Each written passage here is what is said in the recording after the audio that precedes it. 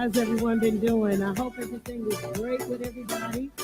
I know it's been a minute since I've been on here. One day, I took a day of, I had to just rest my whole everything. So welcome in. We're on, we've been like studying love and respect. And I want to continue what we got going on there because I love this book. Those that's been keeping up with the reading of this book, I discovered this book when I was single before I was married, and I wanted to do something different in my relationship. So I studied this book, and I wanted different. I didn't want the same, get on the same relationship roller coaster ride and just go crazy every single time. So I wanted something different for me. So what I did was I picked up this book. I started reading it, and I love this book because it's not just for married couples. It's for those that are in relationships, those that desire to be in a relationship, those that are single and just want to better themselves and learn more about themselves. And that's the reason why I like this book. And we've been reading this book this is our third time in. So I want to pick up where we left off at and keep it going. I don't know how you guys have been. There's a lot going on out in the YouTube streets. Last time I was here, I did an apology for you all so that you guys can go back and look at it. And I just been like getting my peace. You know what I mean? I've been getting my peace, and so I don't know what all's been going on since then. But sometimes you have to step away from everything to take care of yourself. And that goes for anyone, whether it's content creators, whether it's you all that's listening in, the supporters, brand new people coming to YouTube, whatever position that you have on these streets, sometimes you have to step away and collect your peace of mind. So with that being said, listen what I welcome in everybody. Welcome in. I want to share something with you guys, okay? So I don't know if you all know that I used to sing. Yeah, I did. I ain't gonna need And I used to write my own music. Yeah, it was it. I'm not extremely proud of the work that I did, but I wanted to share one of my songs with you because I may have shared it before. I don't know if I've shared this before, but I want to share it again. I wrote this song, and the producer that did this for me, like I called him up, and he's a friend of mine. I called him up and I was like, hey, I used to be so excited about writing whatever I was writing back in the day. I really thought I was doing something. But anywho, I often reflect back on my life and I look at certain things, but I really thought I was really doing something, y'all. So y'all excuse me, okay? Just act like you like it if you don't. I just want to share something to you because share this with you. I had gotten in contact with the producer that did this for me, and he's the one. It's him and I on this track right here, right? And I was going through a situation, and I was like writing down, and only thing I could just get in my spirit was like, God said, and God said, and God said. That's all I kept getting in my spirit. Things that God was saying to me. It wasn't in detail that I put it, but just knowing that God was talking to me like meant a lot. So I titled the song "God Said." I literally, because I used to have quite a few friends that are like gospel rappers, singers, dancers, mimes, just a lot of different individuals that were in my life. You know what I'm saying? And one of them was Mama. I call her Mama Audrey, and she's a prophet. And she kept in contact with me, and her kids were talented. My kids were talented. Her kids was talented. Like all her kids were talented. You feel me? So they've been like reaching out to me, you know, and they only come during certain times. You know how you have those special individuals that come at certain times in your life. Well, I was reaching out to the producer, and I was like, hey, you know what? I want to do something, but I need you to do some music for me. He said, it's been a minute since I did the music. I was like, but you know what? You got it in you. You got it. He like a what's his name? Oh, dang it. Who he remind me of? I can't think of his name right now, but y'all would know this rapper off the beat. You'll listen to the music and maybe you can catch on. So I was like, well, if you don't want to do the music, you remember that song that I had did a long time ago? Because I really wasn't proud of this song. I felt like I could have done so much more with this song. And I was like, well, maybe you could take the back end of that and then we could do something with it, right? So I ain't gonna keep babbling on. I'm gonna let you guys hear the song, okay? And it at the time it meant a lot to me. And then I was like, sometimes we just here, listen to this.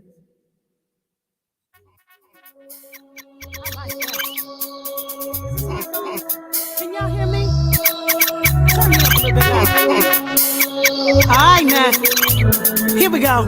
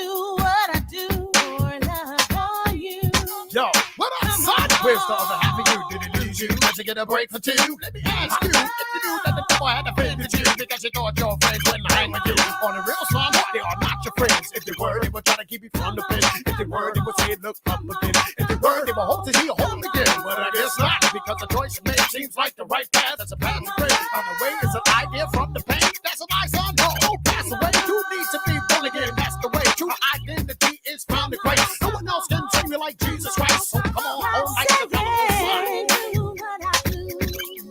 Do what I do, protect you. God say it. Let me do what I do. Let me do what I do, love you. All right. That's just a little bit of my song right there.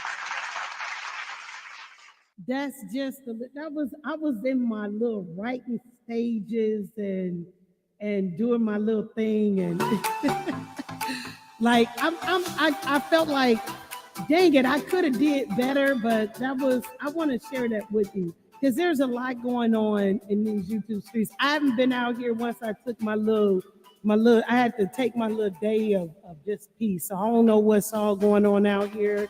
I just rested. Feel me?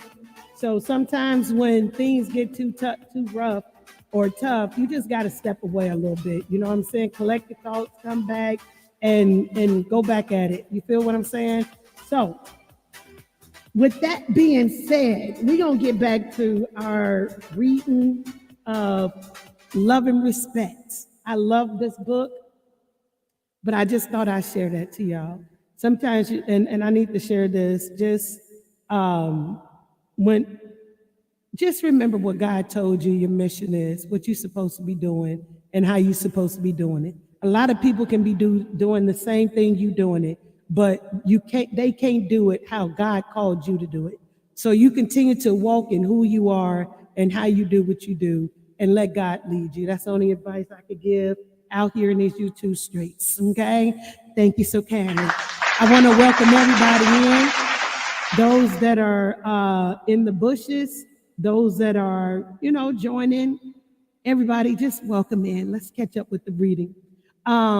We left off at, and I'm going to read this part again. We're going to start off at respect is a man's deepest value. Okay? Women need to learn how to understand and use the word respect. In truth, respect is a man's deepest value. Ever since I started developing the love and respect approach to marriage, I knew the scripture plainly taught about male needs for respect, and my own observations confirmed this. But I was always curious. Would these ideas stand up to the analysis that we have out here in the world? Would this need for respect by men show up in research done by a top-notch survey group? Yes, it would. In one national study, 400 men were given a choice between going through two different negative experiences. Good morning, Renee. Renee. Good morning. What was that? If they were forced to choose one of the following, which would they prefer to endure? A, to be left alone and unloved in the world, or B, to feel inadequate and disrespected by someone. 74% of these men said that if they were forced to choose, they would prefer being alone and involved in and unloved in the world. For these men, the greater negative experience for their souls to endure would be to feel inadequate and disrespected by someone. I have had numerous men confirm this research by telling me I would rather live with a wife who respected me but did not love me than live with a wife who loved me but did not respect me. Men, see, you guys, listen, men and women crave differently. We speak differently. We perceive things to be different. We analyze differently. We are two different creatures. I don't know if you all know this. How we think is not how they think, and how they think is not how we think. We could be saying the same thing, but wording things totally different from what each other is saying, but we're actually saying the same thing. So with that comes, we feminine, because I don't have a respect of a person. I really don't. I treat everybody the same. I've said that over and over again. And I don't care what your occupation is. Listen, when I was driving tour buses, I drove bankers, I've drove campers, I've driven churches, schools. I've driven people from across the country that come to the United States and want to explore different things and stuff like that. But I've treated every last one of them the same.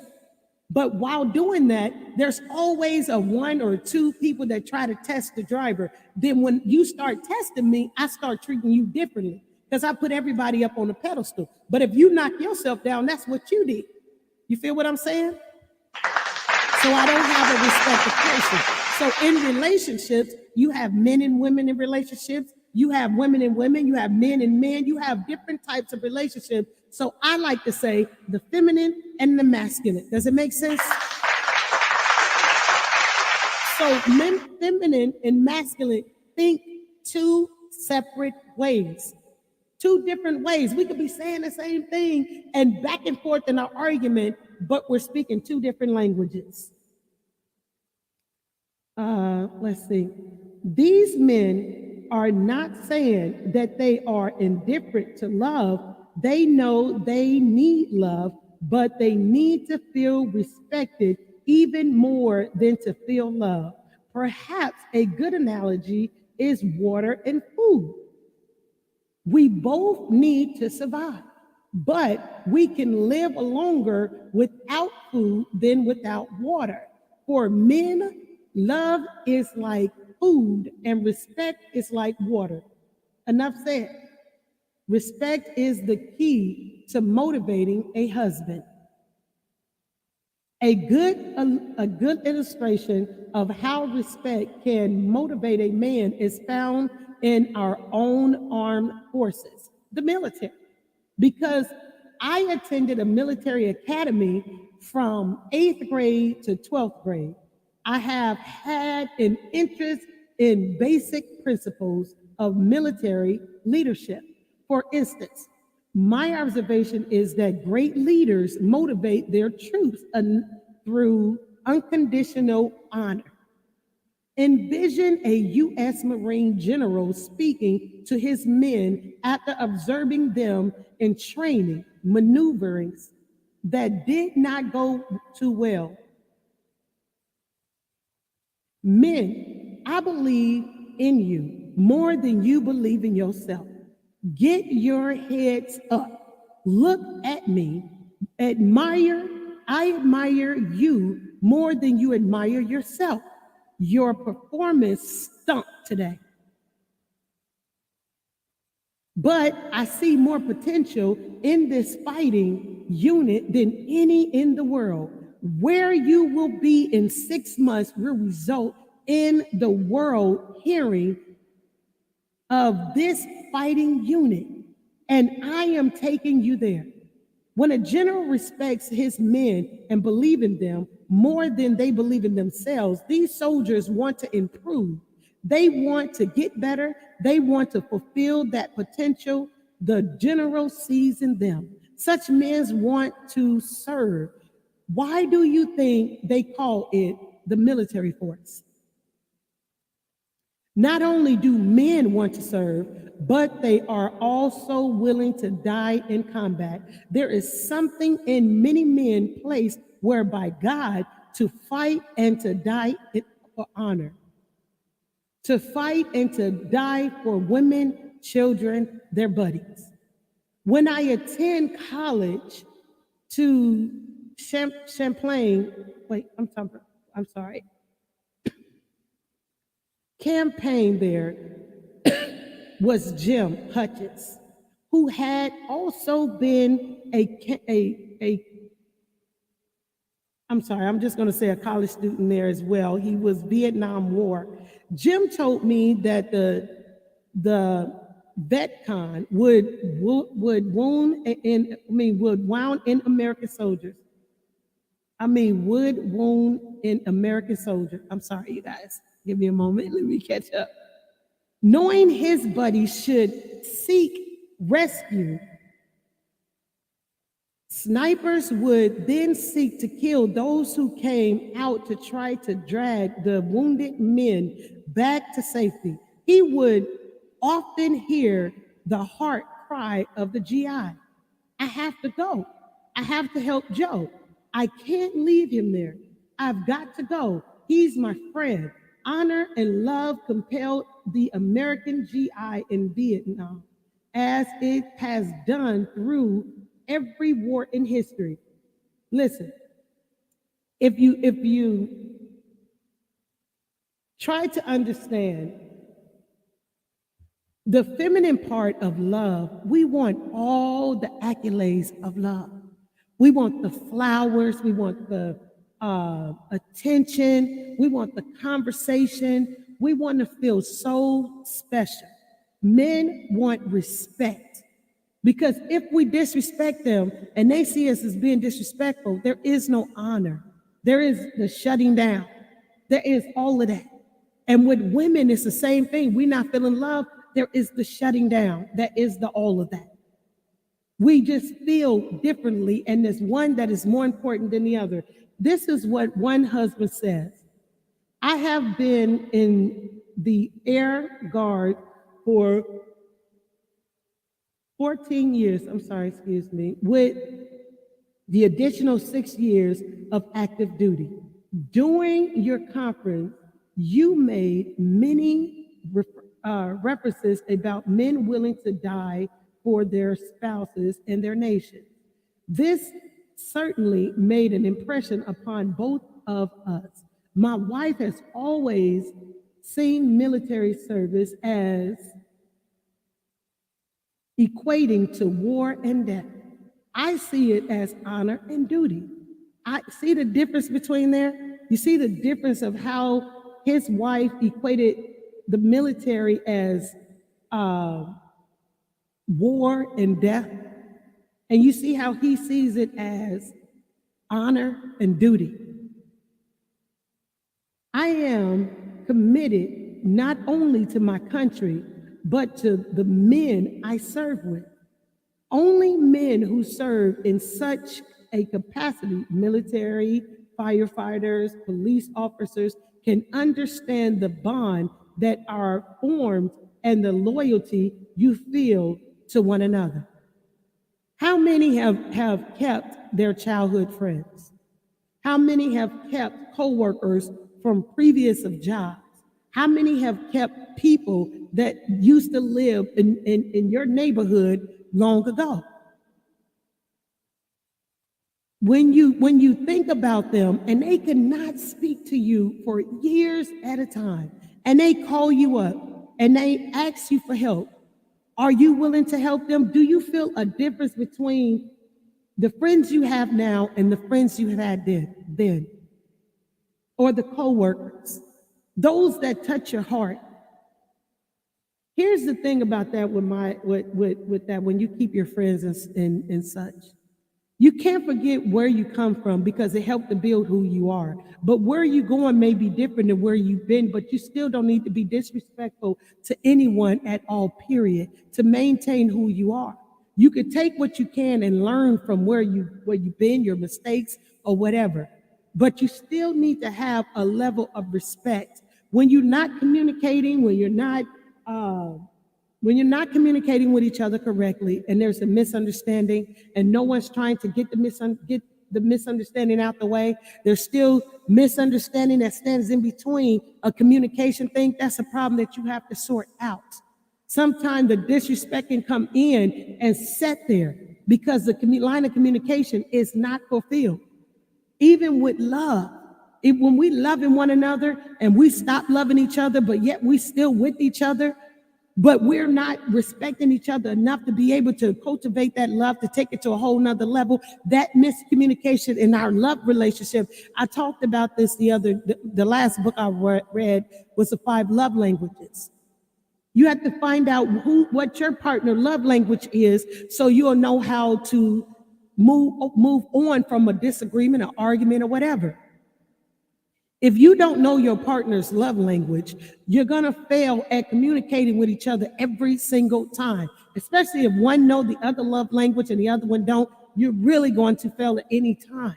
A lot of marriages break up over this, or a lot of relationships, or a lot of friendships, you know what I'm saying, break up over the fact that you don't know each other's love language. Even if you're not a couple, even if you're not, and you just have a friend, a genuine friend in your life, and you all get into it, you don't know each other's love language, that friendship is going to be ruined because you're not trying to figure each other out to help, to cultivate, to make it better. You feel what I'm saying? Is it making sense to anybody? I am sure this man is not trying to discount the woman who served honorably in various capacities in the military, as well as is in firefighting and police work. But I believe he is trying to state a deep truth that is true of most men. Unfortunately, there are voices in our culture that have been saying, don't show respect to men. They don't deserve it. And a lot of times, I don't know if you guys know, like really even pay attention, a lot of people don't want to see families together. Give you an example. Now say that this family has fallen on their luck. And so they have to use state agencies to be able to come up. You feel what I'm saying? Whether they have to get food stamps, medical, or whatever they have to do. And they are a whole entire family. One of the questions that is asked is the father in the home? Because they feel like if the father is in the home, then you don't qualify. So a lot of things are set up to make families fail, to not help if there's a two-parent home. Some people need those agencies to be able to get on their feet, just like jobs they have where you can receive food stamps and you don't have anything. You can receive food stamps, medical, or whatever you need to receive. Okay, and then they have jobs programs to help you get jobs so that you can come up out of the state that you're in. Then they have child care, so your children can go to child care, so you can get a job, do jobs, so that you can get the help that you need, so you guys can better come out of the climate that you're in. Then they have housing, low income apartment or housing that go by your income. There's just, they have Section 8 programs, but they also have low income housing. They have, what do you call it? Habitat for Humanity? Is it Habitat for Humanity? I don't remember the name of it. Please let me know if I'm wrong about that. But they have that where you can go and along with other people, help build other people's homes. And then you can receive your own home after you put in a certain hours to be able to qualify for the programs.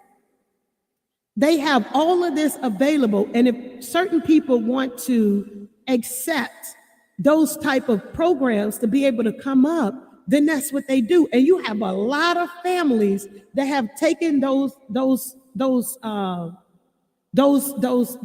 accessible agencies and have come up, and some of them have had to even lie if the father was in the home. And that's the sad part. That is the sad part, because a lot of places don't want the father, and their thing is to separate the families. But when you have that in your life and you're able to have someone that stands by their family, it doesn't matter. Listen, you all, even if you have to get whatever you have to do in this world, you must do in good standard to become a good citizen within this world. So if you have to get out there and drive Lyft, if you have to get out there and work for a pizza company, grocery store, whatever you do, take pride in what you do. Take pride in what you do. A lot of people get, good morning to our TV. Welcome in. A lot of people because they have to take a job that's lesser than what they're used to or accustomed to, they become embarrassed. I'm here to tell you, don't be embarrassed because you're doing what you have to do for your family to come up. Don't be embarrassed of any kind of steps that you need to take. If you need to work at a grocery store for to help better your family, to keep your family together, do that. Because you know what? You go to a grocery store to shop. The people there, they work there and they're helping you. So if you have to take that position to be able to do that, to come up, do what you have to do to better your family. Do what you have to do. I like what you're saying right here. Absolutely. Two Raw TV says, by all means. You feel what I'm saying? Do not lower yourself or feel lower about what you're trying to do. You have to take steps to go and to get to where you have to go. You have to have a starting point. You can't just jump in there and think you're going to run a indie type of company and you have no skills at all. You can't expect that to happen. You have to have a starting point somewhere. So what if you're starting late? It doesn't matter. It's your starting point. You start somewhere. You make it happen for you. You do what you have to do for your family. And if that's your starting point, maybe that's your door opening. Maybe you do have to work at a grocery store. But guess what? You may have started off as a clerk, but then you left as a supervisor. You can take those skills, add that to your resume, and apply for another job that could get you a managerial position, because this is the skills that you learned here. You learn how to communicate with people. You know how to problem solve. You know how to be accommodating. You know how to be a people person. You know how to, you got skills now underneath your belt, but you had to have a starting point. You have to start somewhere. And especially in this day and age, you need to keep your family together. You have to keep your family together.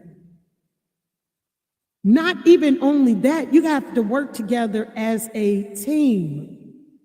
With your spouse, your significant other, the person you with, you have to work together as a team. That doesn't mean you go to work, they go to work, and y'all up here flirting and doing whatever y'all can do with other people, and you're discounting the teamship that you all have going on. No, that means be in this world, but not of this world. So you go out there, you get your guac cheese and air guacamole chip and a dip, your scratch, your Skrilla, your money, your nachos, you make that thing happen. You are a family. That means that you are to work together at problem solving what you all have going on as a family. You talk about it. One shut down, one don't want to deal with it, one don't want to talk and communicate. What type of relationship are you in? What is that going to do? That's not going to bring you two together to be able to be, you may have little ones. They seeing how you raising, how you doing what you doing. So now they know that when they grow up, they're going to be just like you. Don't know how to solve a problem at all. Don't want to listen. Don't want to compromise. Don't want to do anything. Or even if it's just you two or however your relationship dynamic is. You can ruin your whole persona of your relationship. You can ruin who you are as a couple by not having love and respect. Let me continue. But I believe he is trying to state a deep truth that is true to most men. I have counseled enough husbands to know that some kind of honor and loyalty that drives the military man is also in action in his home. Now, this book right here that I'm reading, please understand, it's not just for married couples, it's for people, those that are in relationships, those that desire to be in a relationship, and those that want to better themselves to better understand themselves. Overside. Unfortunately, there are voices in our culture that have been saying, don't show respect to men. They don't deserve it. A lot of our men, a lot of our masculine take a lot in this world, deal with a lot in this world. And when they come home, that's the respect that they desire. But in order to get that respect as well, you have to know how to love. You have to know how to show love. That has to be a part of your whole repertoire of who you are, love and respect coming from both parties. It doesn't make sense to give it to one person where one person have a voice and the other one don't. That means you need to be by yourself, not in a relationship, because being in a relationship takes two. Let's continue. They'll treat you in a subservient way, or they'll abuse you and kill you. This is true of certain number of men, but I believe it is a lie concerning the vast majority. A man who has basic goodwill will serve his wife and even die for her. There is no explanation of the wife to die for her husband. Of course, there are wives who might push the point a bit. You know, may have heard the story about the woman who told her husband, "Oh, Harry, you keep saying you'd die for me, but you never do." Don't nobody want to die for nobody. That's just a story, of course, designed to get a smile or laugh, but it isn't funny. When men who are willing to die for their wives are threatened with concepts or a contempt or no respect, this is what one woman said. Although the Bible student for I've been a Bible student for most of my life, had very spiritual person. And a very spiritual person. I had given up, but then I read your statement that says, though there are more to love than dying for someone, it is a sad day when a man knows that he died for his wife because he loves her. Yet he hears her continually complain, "You don't love me." The truth hits me powerfully in my spirit like no other thing has hit me concerning our marriage. I felt the kind of shame that one feels when she knows she has done terrible wrong, and she knows not to even ask for forgiveness, and she knows that this one will take a long time to heal, but she knows this is one thing she won't do again. This lady gets it.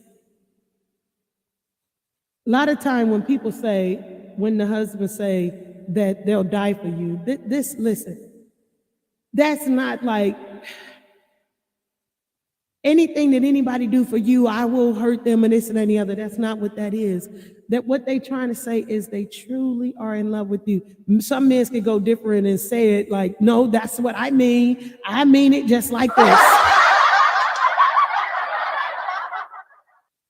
Love and respect in a relationship is very important. It's very important to talk to one another, get an understanding, be able to compromise with one another, protect each other in love and respect. When someone comes up to your love partner and disrespect, they will eventually speak up and be like, "Hey, no, we don't tolerate that over here. You're not going to disrespect my wife. You're not going to disrespect my husband. You're not going to disrespect my love. You're not going to disrespect that. You're not going to do that." That's what they're saying. Husbands are to value wives as equal. Paul's writing clearly commands men to agape love their wives. See it in Ephesians 22-33. But is there any place in the scripture where men are instructed to respect their wives as well? After teaching wives to behave respectfully before their husband, see 1 Peter chapter 3, verse 1 and 2. Peter goes on to tell husbands to live in an understanding way with their wives and show her honor as a fellow heir of a grace of life. 1 Peter chapter 3, verse 7. When Peter used the phrase, show her honor as a fellow heir,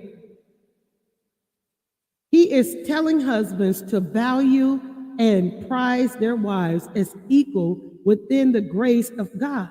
Paul concurs when he writes that in Christ there is neither Jews nor Greek, there is neither slaves nor free men, there is neither male nor female, for you are all one in Christ Jesus. That is in Galatians 3:20-27. This concept is honorable.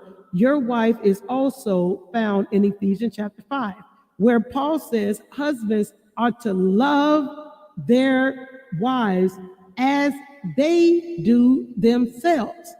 That means husbands are to love your spouse, your person, like you love yourself.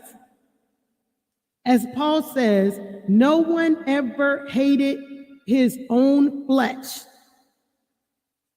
but cherishes it. The message clearly says that as a husband cherishes his own flesh, he is to cherish his wife in the same way. And that's in 28 and 29. A wife longs to be that special person Paul's described. She wants to be cherished as a princess, not reversed as a queen. That means love her. Love your feminine male. Y'all, when I say, I'm saying man and female, but it's feminine and masculine because of the way the world is. So just take it as that. Just let me read. Okay, just let me read.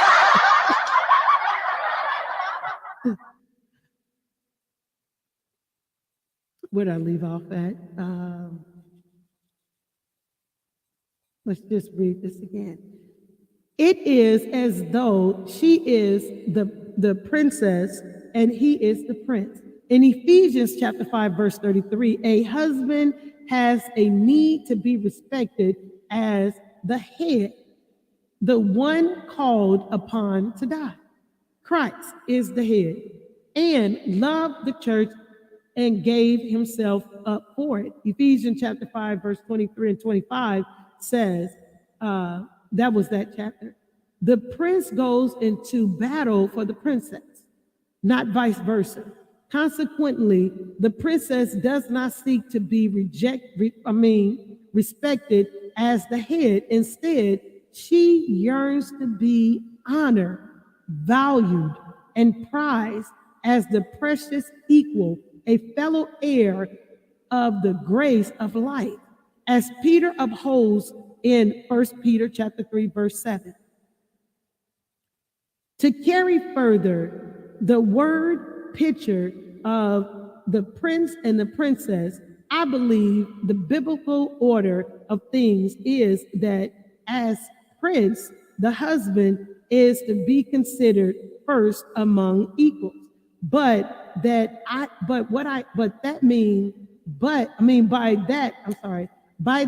mean he is her equal, but he is called upon to be the first to provide, to protect, and even to die if necessary.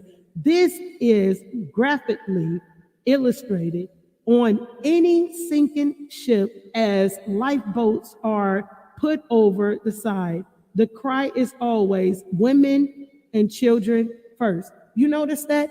How the cry is always women and children first, and the captain goes down with the ship. That's how it is in relationships. You have the head. See, the thing about it is you can't step over each other. You have the head. Someone has to be the head. And then you have the neck. See, the neck moves the head. You see what I'm saying? The head is the top. The neck is moving the head to which angle it needs to go. You have to work together as a team. That's what's going to make you great, as you work together as a team. It's not an accident that in every culture, as a rule, men are bigger and stronger than women. Is this not God's visual aid concerning his purpose for men? When Nehemiah led his men in rebuilding the wall and fighting off the enemy, he urged them to fight for your brothers, your sons, your daughters, your wives. Nehemiah 4:14. Something in a man's long for his wife to look up to him as he fulfilled his role. And when she does, it motivates him, not because he is arrogant, but because of how God has constructed him. Sometimes in relationships, when the woman honors the man through respect, a lot of abuse can take place. So this is not speaking towards everyone that comes into the relationship, because sometimes in relationships people come with a bad motive. They want something from you. When you have a good relationship and you are trying to cultivate that to greatness as a family dynamics, this is what this means. You see what I'm saying? There has to be a head, and there has to be someone, and both parties are to be submissive to one another.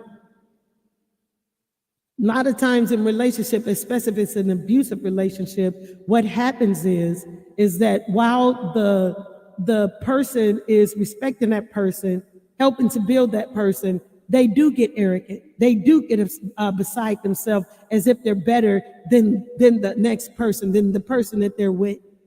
This is not pertaining to that. That's called abuse.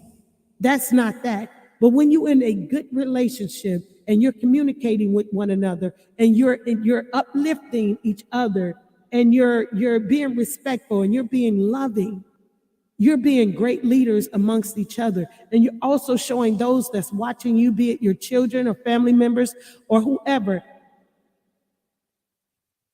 is watching, they're learning from you, because a lot of things that you're learning, in your good relationship, someone else can pick it up because they were never taught how to love or how to respect. But they see that in you. They're like, wait a minute, I want that. I want to know how to get that. Not the people, but that love and respect that they carry. Let me continue. Few husbands walk around claiming, I'm first among equals. The husband with goodwill and good sense knows this isn't his right, but it is his responsibility. She, on the other hand, possesses something within that thirsts to be valued as first in importance. Nothing energizes her more. She is not self-centered. God placed this in her by nature. When he honors her as first in importance and she respects him as first among equals, their marriage works. When he expects her to look up to him, yet puts her down, he deflates her. I'm going to read that again. When he expects her to look up to him, yet puts her down, he deflates her.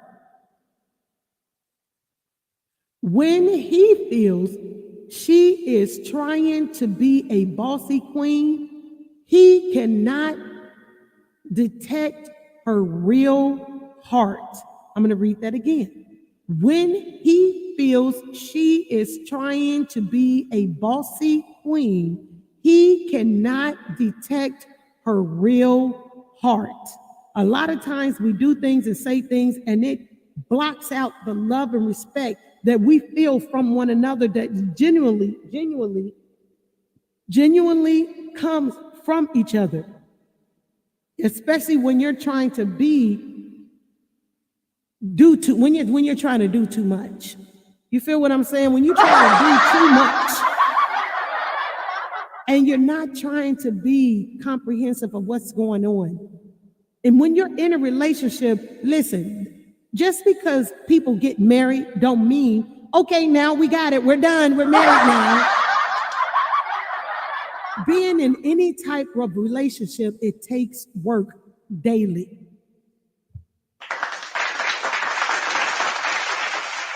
It takes work to better that relationship daily. Even though you don't want to listen to one another, you still need to, because it's going to help you to get over that hurdle, because there's another hurdle right around the corner waiting. So if you can't get over this hurdle, how you expect to get over the next hurdle, and the next one, and the next one, and the next one, and the next one? When there is no communication, or there is no love, or there is no respect, there is no relationship.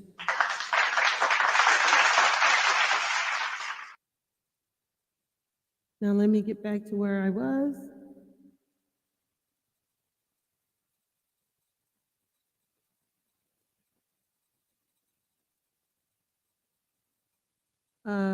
When she feels he is trying to be more than an equal or greater, she cannot detect his heart.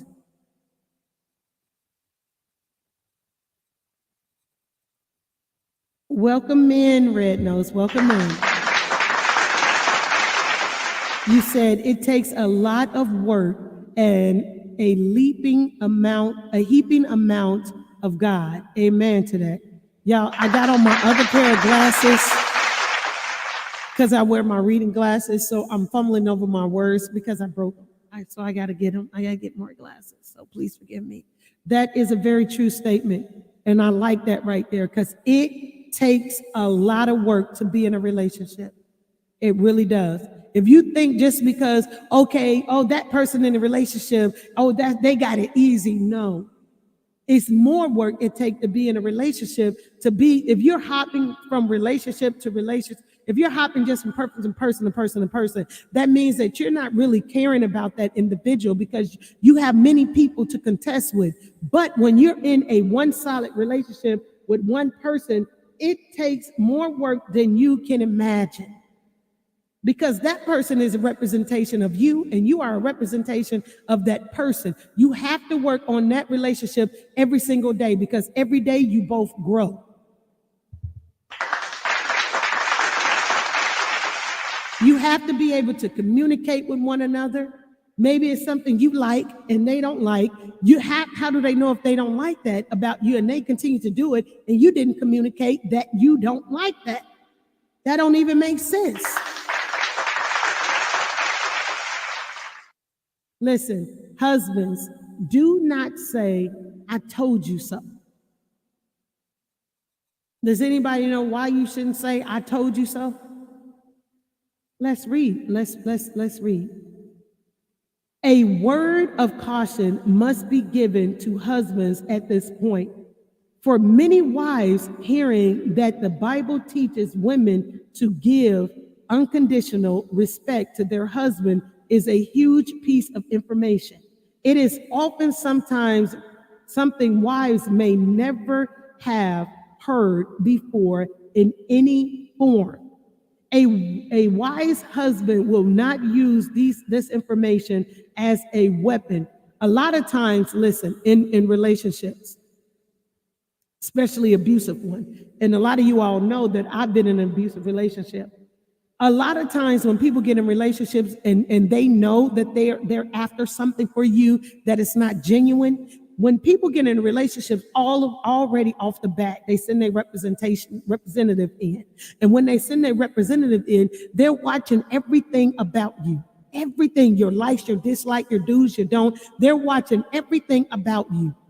Now, here's the kicker. Are they watching to learn more about you so that they know what you do and don't like in your relationship, so they know not to do that? Or are they watching you in that relationship so they know your weakness to use it against you?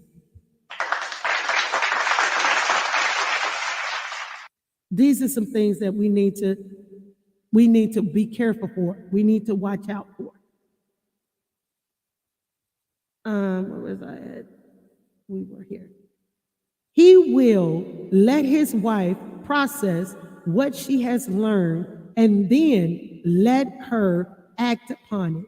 When she does, miracles can happen.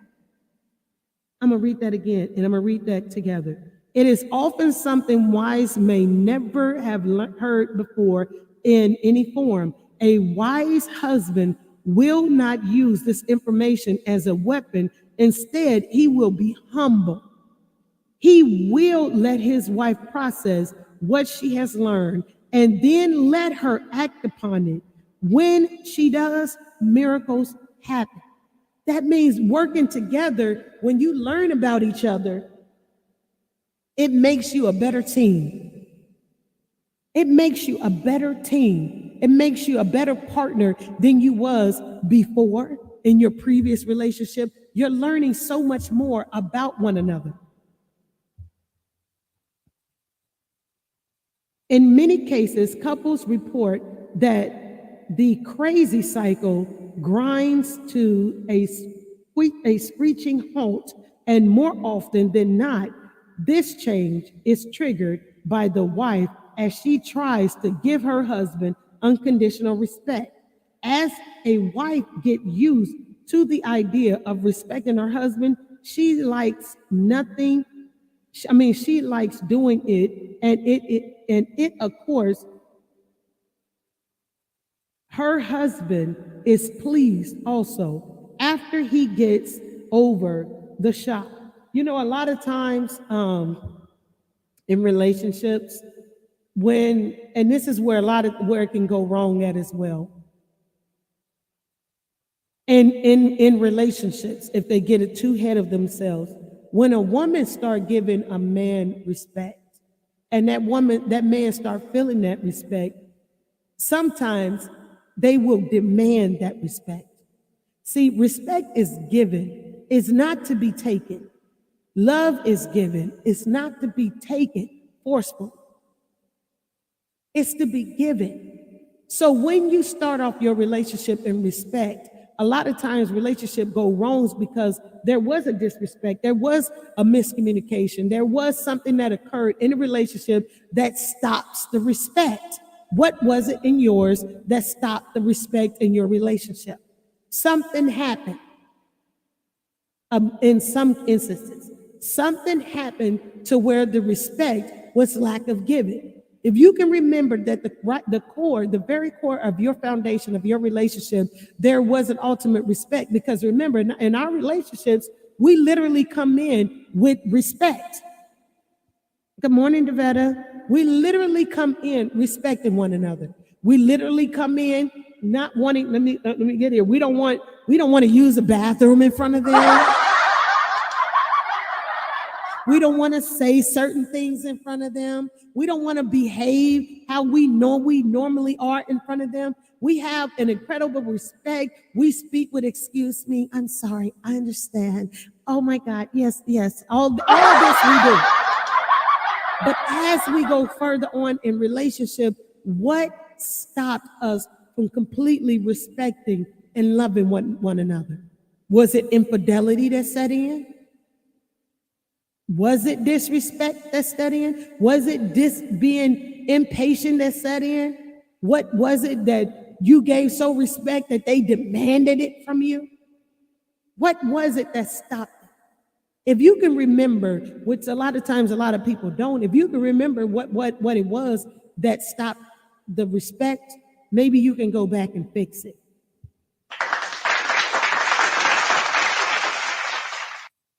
Let me continue.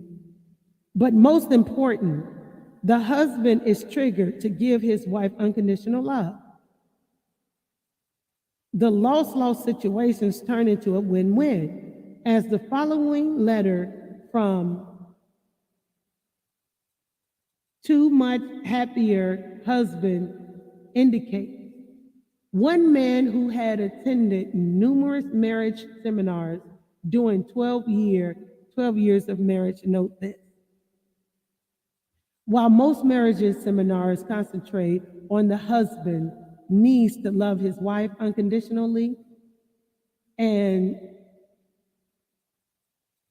sacrificially, few dwell in any detailed into the wife's encouragement to respect her husband.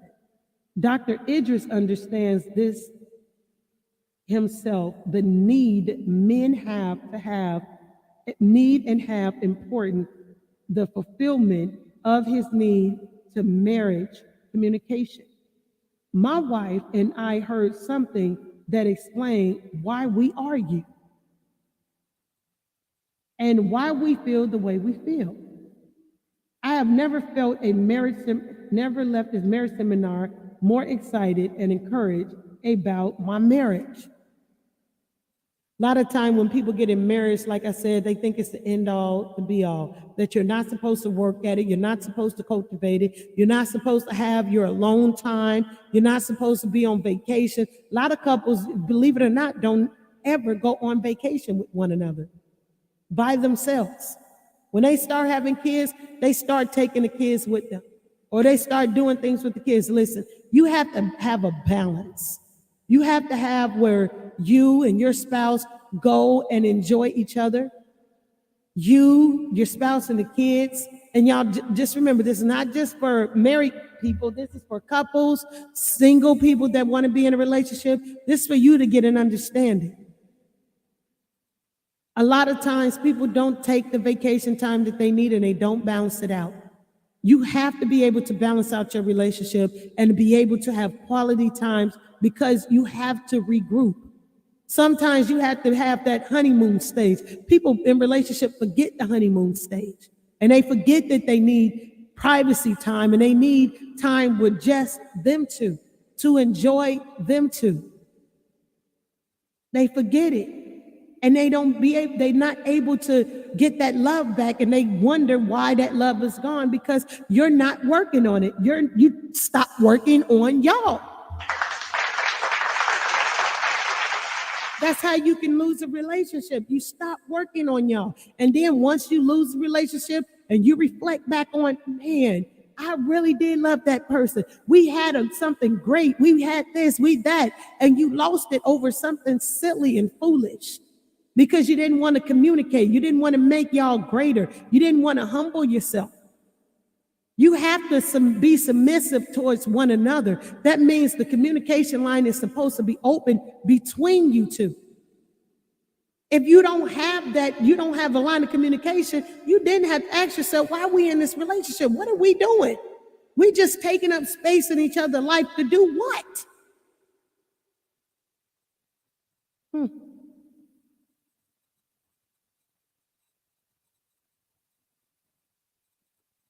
Something to ask yourself. Another husband who had attended one of our conferences said, having participated in several marriage seminars over the past 17 years, I have not anticipated any earth-shattering or thought-provoking idea. If anything, I expected the typical reproof commonly granted to men at these seminars. Instead, I walked away enlightened with a deeper sense of God's design for men and women within the context of marriage. Rather than seeing our differences as deficiencies or reasons to divide, I began to appreciate and celebrate the uniqueness with which God has wired us. There's a reason, listen, there's a reason why you two are together. There's a reason why people come into our life, be it seasonal or a lifetime. There is a reason. What is the reason? What is the reason of you all's marriage, your relationship? Why are you two together? What is the dynamics that brought you two together? Of everyone on this planet, why were you two together? Why are you two together? What is the reason? What is the reason for you all's love?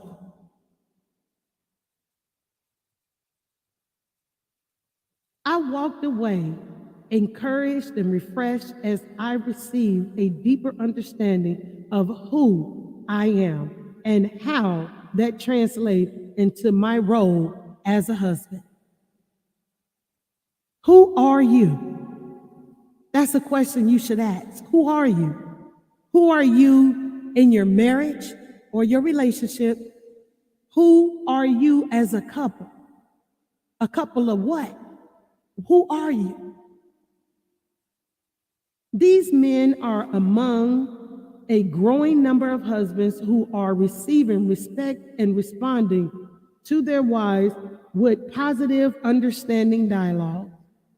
And their wives are seeing that their husbands don't have to earn respect any more than they have to earn love. But I have encountered many women for whom the words unconditional respect are a red flag. They have been bombarded for so long by the wrong interpretation of biblical submissive that they are suspicious and even hostile towards the whole idea. A lot of people don't understand what being submissive is. They think is, oh, I can't submit to a man or my partner because they want ownership of me. But yet, you'll submit to your supervisor, your boss, your manager for a paycheck. You'll submit to do whatever they tell you to do for a paycheck. A lot of creators on here will submit their work. You'll submit to everything else, but you won't submit to your partner. That is actually a two-way street to be submissive.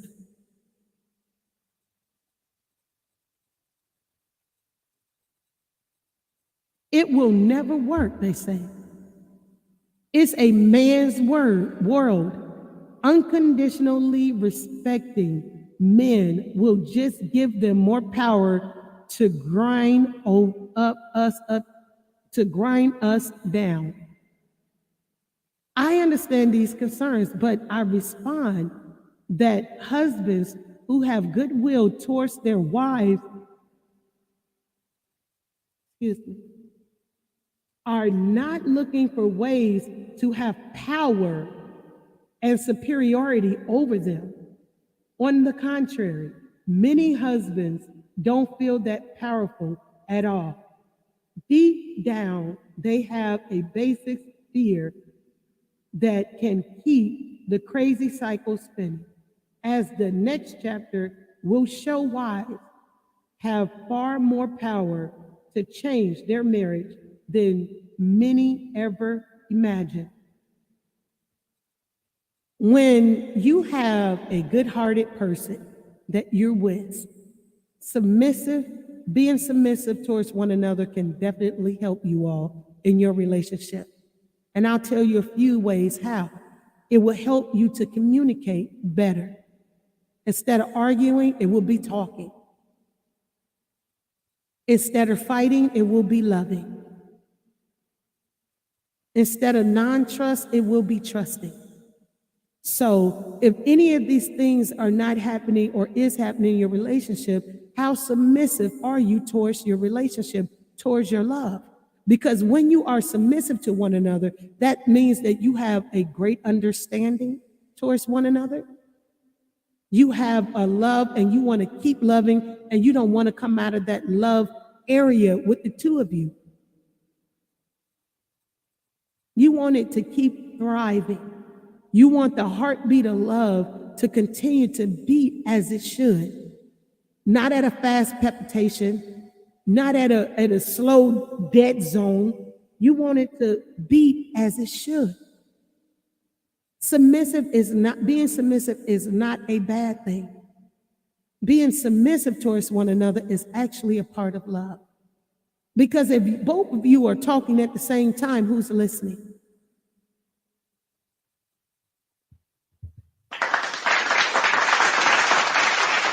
If both of you is trying to beat ahead, Who's leading?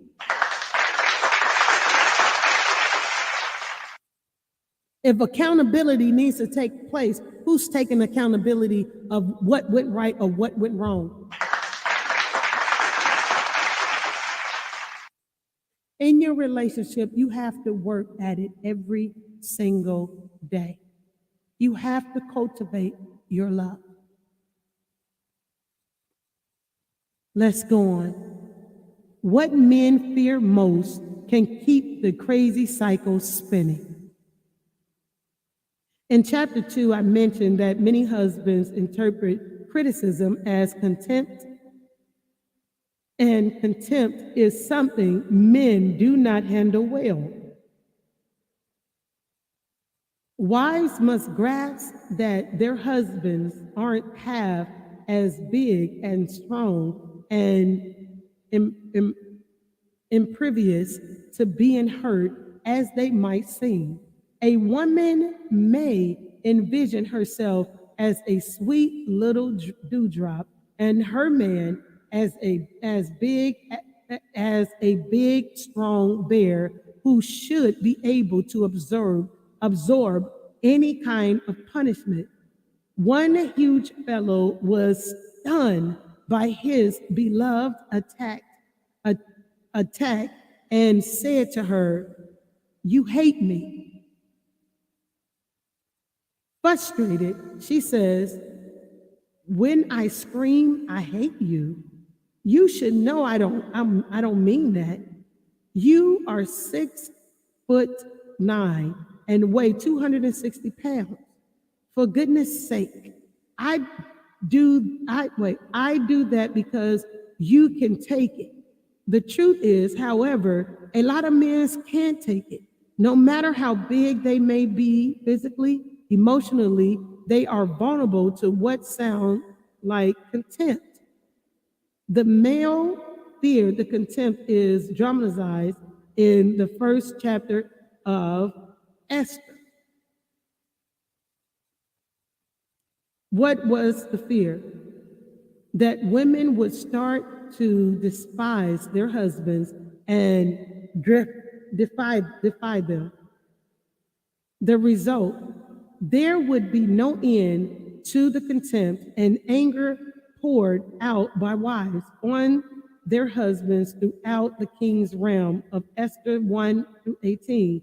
This is not to justify the male fear of contempt in the book of Esther. But as women fear being unloved, men fear being disrespected, held in contempt. The yearning and need of husbands is that wives give them honor and respect. Let me ask you guys something. It says men want respect and women want love. That means the masculine wants respect and the feminine wants love. How can you give respect to someone that is disrespectful? I don't know if you all have ever heard of being unequally yoked.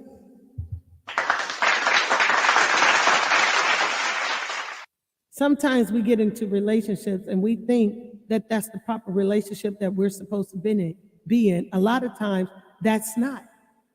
We get with that person because that person came for us, and we just get into a relationship because they want to be in a relationship with us. When you're not being truthfully honest with yourself. You're not being truthfully honest to yourself. So if you can't be truthfully honest to yourself, how can you be truthfully honest to someone else? Just something to think about. Conflict makes most men feel disrespected. When Decision Analysts Incorporated did a national survey of male and female relationships, I had the opportunity to contribute a question that was asked of a large representative sampling of men. The question read, even the best relationships sometimes have conflicts on day-to-day issues. in the middle of a conflict with my wife, significant other, I am more likely to be feeling A, that my wife's significant other doesn't respect me right now, or B, that my wife's significant other does not love me right now. A lot of times when people get into arguments, start to disrespect one another, and the things that they say may be harsh, we sometimes say the most harshest things to one another. But that's a good question. Is that how you feel right now, or is that how you feel for the long-term duration?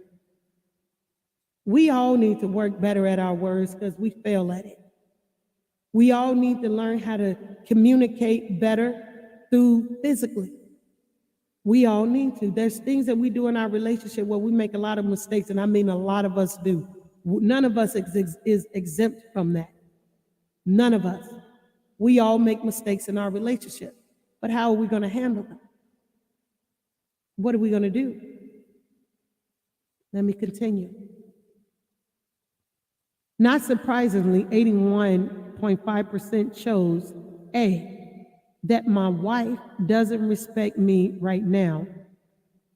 The survey substantiates what I really had discovered in my years of working with married couples. Men need to feel respected during conflict more than they need to be loved. This does not mean men do not need love.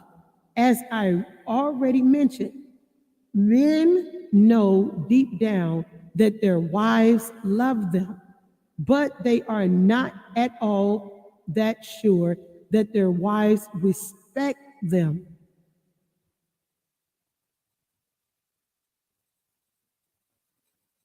Perhaps that's why their favorite answer is A over B by such a great majority.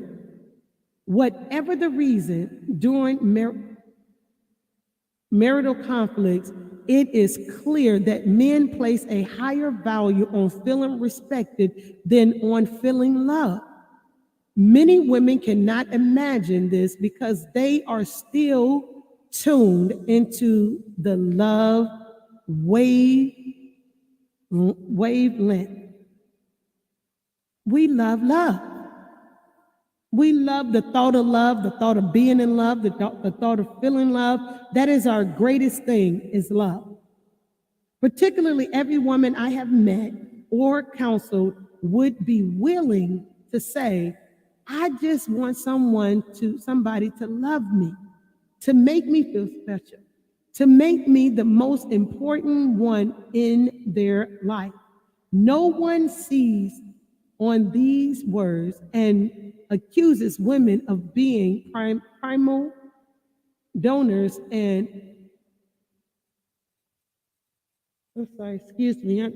or egotistic. Yet, when a man says he needs to be respected, he is often labeled, especially in our culture, as ignorant. But it's amazing what happens when a woman gives a man respect and admiration. Just go back to your days of courting. That's how I started out this conversation. I said, when we first meet each other, we're so respectful. We send our representative out. We are so respectful towards one another. When we first meet each other, we give each other the utmost respect. What happened that respect was lost? Something was said and done to cause that to happen in your relationship. Excuse me, I have to drink some water. Something deflated the balloon of love and respect in your relationship. Something deflated it. What was it that deflated how you feel, how you felt, and how you feel right now? What was it that messed up you all's relationship?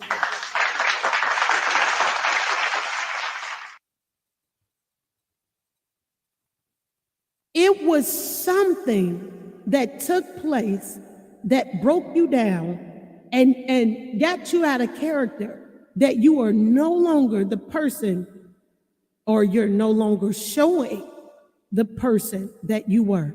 You could have come into this relationship, gave complete respect, love, everything, and now there's a difference, there's a change. Sometimes, you all, we literally have to have that time to bring back, to discuss the foundation, the core of what you all's relationship was. There was a foundation. There was a course that you guys was on. Something broke it, but you have to go back, remember, communicate, talk with one another. What is it? Sometimes you got to sit down with each other and say, grab each other by the hand and say, hey, can we talk? Remember when we used to, remember how we used to, remember, you have to bring back those memories. One, if not both of you, have to be able to seesaw back and forth with each other on that. You know how you get on a seesaw and the seesaw go down and you take your legs and you lift up, and the other one take their legs and they lift up? Well, you got to lift each other up. Something failed. Not go back and forth seesaw with the negativity, but you got to lift each other up higher and higher and higher. Every day you have to work at your relationship if you want to be in a relationship. You just don't get into a relationship and then leave it dormant. Don't work on it. That's not how that goes. Every day you're in a relationship, you have to work on it.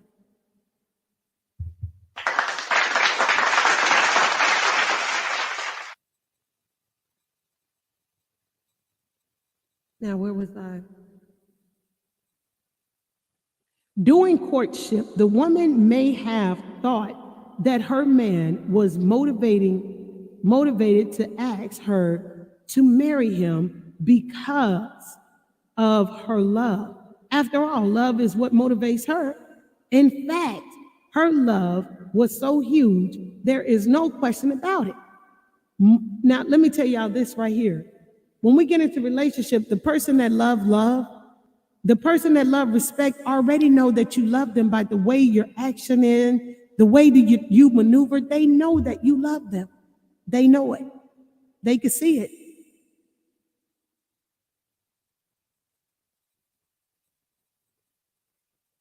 The old saying puts it, every man does what he does for the admiration of one woman. Back in courtship days, she became that woman and he bowed the knee and proposed. He felt deep feelings of love for her, but they came out of his being convinced that she respected him and admired him. She was shrinking. No, she was with the core depth within him that literally drove his life, then as it drives his life today. I believe that men hold respect and honor as almost equal value, but experience as a man and with other men tells me that in our arena we have an honor code, and if we don't live by that honor code, we're in big trouble. We have learned from boyhood that there are certain things you just don't do, certain things you just don't say. A woman will talk to her husband in the home in a way that a man would never talk to him. He can't believe she can be so belligerent, so disrespectful. The husband will often look away, wanting to drop the argument and move on. He doesn't want to talk about it. Why? Because he feels engulfed and overpowered by his wife's dark countenance, negative emotions, and combative words. All his annoys, all this annoys and incites him, so he withdraws. To him, that is the honorable thing to do. But communication is actually what needs to take place. If communication, if this is happening, that means communication was broken somewhere. Excuse me, I have to drink some water. That means communication was broken somewhere. If you know in your relationship that communication is broken, wouldn't you want to try to fix it?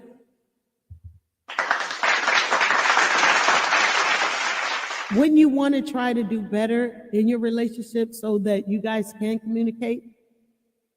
There's so many things you need to communicate about.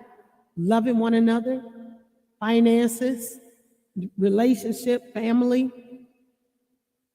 There's an array of things that you need to communicate with each other about, but you're not getting nowhere if the communication is broken. Are you a criticizer or a stonewaller? According to John Gotti's extensive research, 85% of husbands eventually stonewalls their wives during conflict. For a man, tension builds faster because his blood pressure and his heart rate raises much higher and stay elevated much longer than his wife. During this tension exchange, a wife's negative criticism can overwhelm a husband, and he has little appetite to deal with it. The wife sees such exchange as potentially increasing love between them, and her heart beats per minute do not escalate. The husband, on the other hand, sees the exchange as an argument in which he is apt to lose respect, and this revs up his BPMs. In any attempt to calm himself down, the husband will stonewall, become quiet, say nothing, or go off to himself. If asked why he is stonewalling, the husband will say something like, "I'm trying not to react." The wife may see her husband stonewalling as unloving, but he does not. He is simply trying to do the honorable and respectable thing, but his wife thinks he's rejecting her. How could he possibly want to withdraw and stonewall her when all she has done is giving him a minor criticism or two? A lot of times in relationship, y'all, like they're saying right here, when a man's stonewall shut down, and you know a lot of you all do that. You shut down, you don't want to communicate, you just shut down. For a woman, it does feel unloving. It's heart-wrenching and make a woman cry, for the feminine, it does. That's not fair to do. Stonewall should not even be in there. It's like this. This is how it should go. Do we fall sometimes and it don't go that way? Of course. Of course. But this is how this should go. Maybe a ride needs to take place. You guys need to go somewhere, communicate, get out of the atmosphere where you are to be able to understand one another. And then when you do that, listen to each other.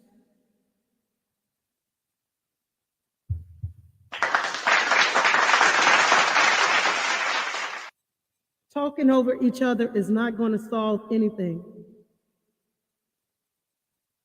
Cutting each other off and thinking that you're right and this person is wrong, could it be that you both are right?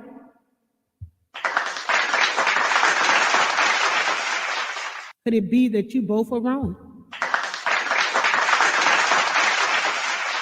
Maybe you are the reason that person feels the way they feel, and maybe you are the reason that person feels the way they feel. But you need the understanding. Why do they feel that way? What's causing this to occur? What's causing What's causing you to feel that way? What is the reason? And then when you go looking at it and you go listening to it, are you willing to accept accountability to know that you played a part in it being wrong and it going the direction that it's going? Can you take the accountability for that?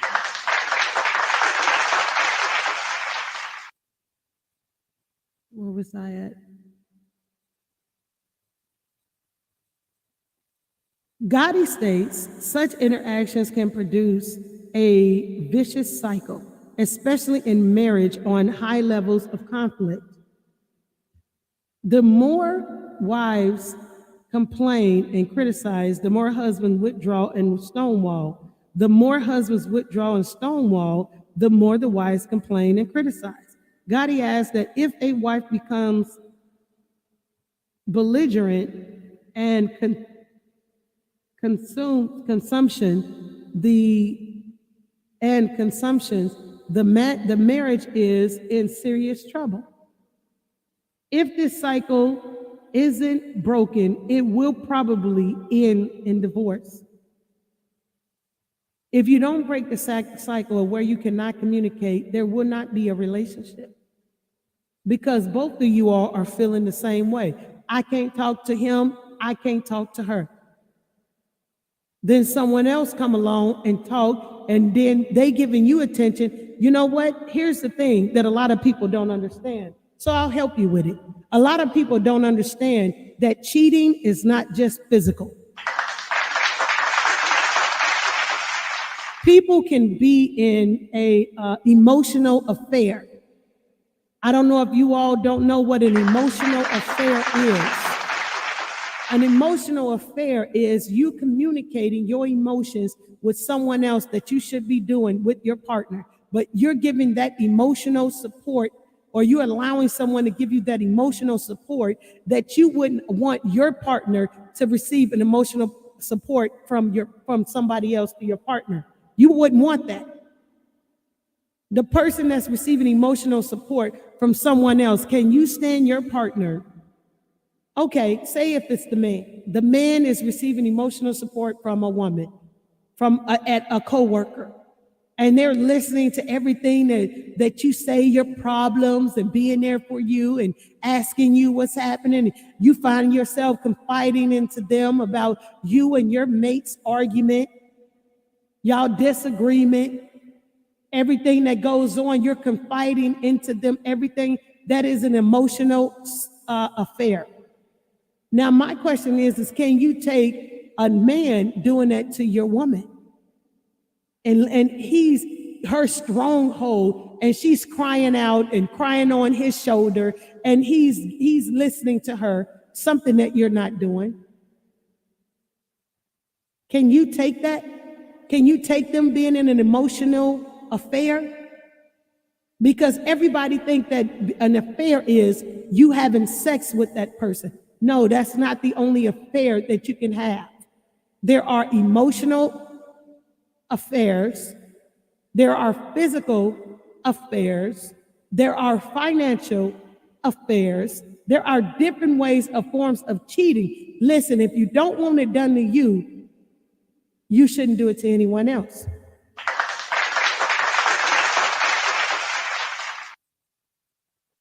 How women deal with conflict between themselves. My experience in counseling hundreds of marriages over the years confirms that husbands are indeed masterful stonewalls as a rule. Their wives, of course, are usually the ones who are the criticizers, the confronters, the ones who want to get things put on the table and get them settled. A lot of time in relationships, like we just read, a lot of time in relationship, the woman is the one that wants to fix everything, throw everything on the table and communicate about it. A lot of times the men don't want to communicate. So they stonewall and they just put up the guard and then ignore. You can have somebody slip right into your relationship and you fall for the okie doke. But then when your relationship get back right, then you drop that other person, and now that other person has this over you. And you're trying to get back to your relationship, and then when it's brought to your significant other, what you've been doing with this other person, you then hurt your relationship, and it's completely over. In your relationship, you may have one that shuts down. You may have one that speaks up. Or you could be the two of you that speaks up, but you keep cutting each other off. Or you could be the two of you that shuts down. You could lose communication and mess up your relationship by not speaking. Relationship is built on communication.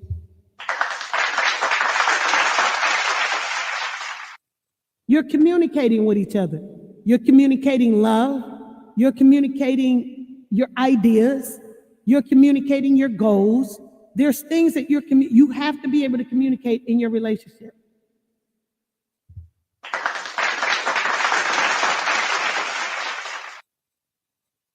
There are wives who stonewall at times, but in my experience, there are in the majority. There are in the majority. My views is that when a wife does stonewall, she does so because she has lost confidence in her husband's will to hear her out, to hear her heart. She longs to connect, but he has given up hope. While his heart rate may be going through the roof, hers is slow and steady because her heart is broken. In the majority of cases, a wife who is in love with her husband will move towards him when she feels unloved. For example, it's the first year of marriage and he has been late to dinner 2 nights in a row without calling. She says to herself, "This is wrong. How can he be so insensitive? Am I last on his priority list? This is so unloving." Instinctively, she proceeds to say that she believes he is loving. Extensively, she proceeds to say what she believes is the loving thing when he comes through the door. We need to talk. We need to talk right now. Please sit down and talk to me. In approaching her husband in this fashion, the wife is using the same approach she would use with the best friend. When the women have conflicts with each other, they both usually verbalize their feelings. They share what is on their hearts because instinctively they know it will eventually lead to reconciliation. At some point, one of them will say, "Well, I was wrong." Then the other will say, "No, I was wrong too. Will you forgive me?" And the other will say, "Yes, of course, I'll forgive you. I'm really sorry." Then they both hug, shed a few tears, and pretty soon they're laughing. That's what I call bringing things all full circle. Excuse me, let me drink a little more water.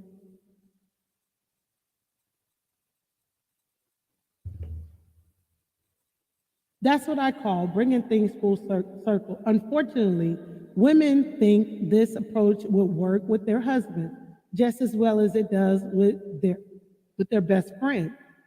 When a problem arises and sometimes feel unloving, the wife instinctively moves towards her husband to share her feelings. Her eventual goal is that both of them will apologize and then embrace. This is the way she kept her marriage up to date. A high value for her. Her heart longs to resolve things, to reconcile. Her husband matters to her more than any other adult on earth. In truth, her confrontation is a compliment. She thinks, if he could see my heart, why he closed himself off to me? A lot of times because we are communicators, see, this is the difference between men and women. Women are nurturers, feminine are nurturers. Male, masculine is fixers. They go around and they like to fix things. Let me fix this, let me fix that, let me fix this, let me fix that. Women are nurturers. You know, when you was a little child, the feminine got the Barbie dolls, the masculine got the trucks, the toys, and the He-Man doll, the muscles. You know what I'm saying? Do y'all remember that? And this is literally how we operate today. When we was little girls, we had our Barbie dolls. We was playing mother. We were playing nurturers. We were like, oh my God, yeah, my husband, oh my God, yeah, the kids are, oh, let me feed the baby. We were all nurturers. The men, they got hammers and nails and all this stuff to fight with and all this stuff. This is what they got. So you're bringing those two elements together. Because a lot of times the fathers were out of the home and they were raised by a lot of people were raised by single parent homes. So you weren't taught, there was things that we all missed out on that we didn't get. You know what I'm saying? We didn't get, or others were raised by grandparents or foster parents or other relatives. So we didn't get what we should have had. So there's always something missing in our relationships. If we'd have known the key, if we'd have got the key as this key right here, it's going to help you not argue with your spouse when you get married. Woo-wee! Thank you for that key. We didn't get that key though. So a lot of times when our relationship, we're on trial and error. We have to try it out. We have to try to figure it out for ourselves. Let me continue.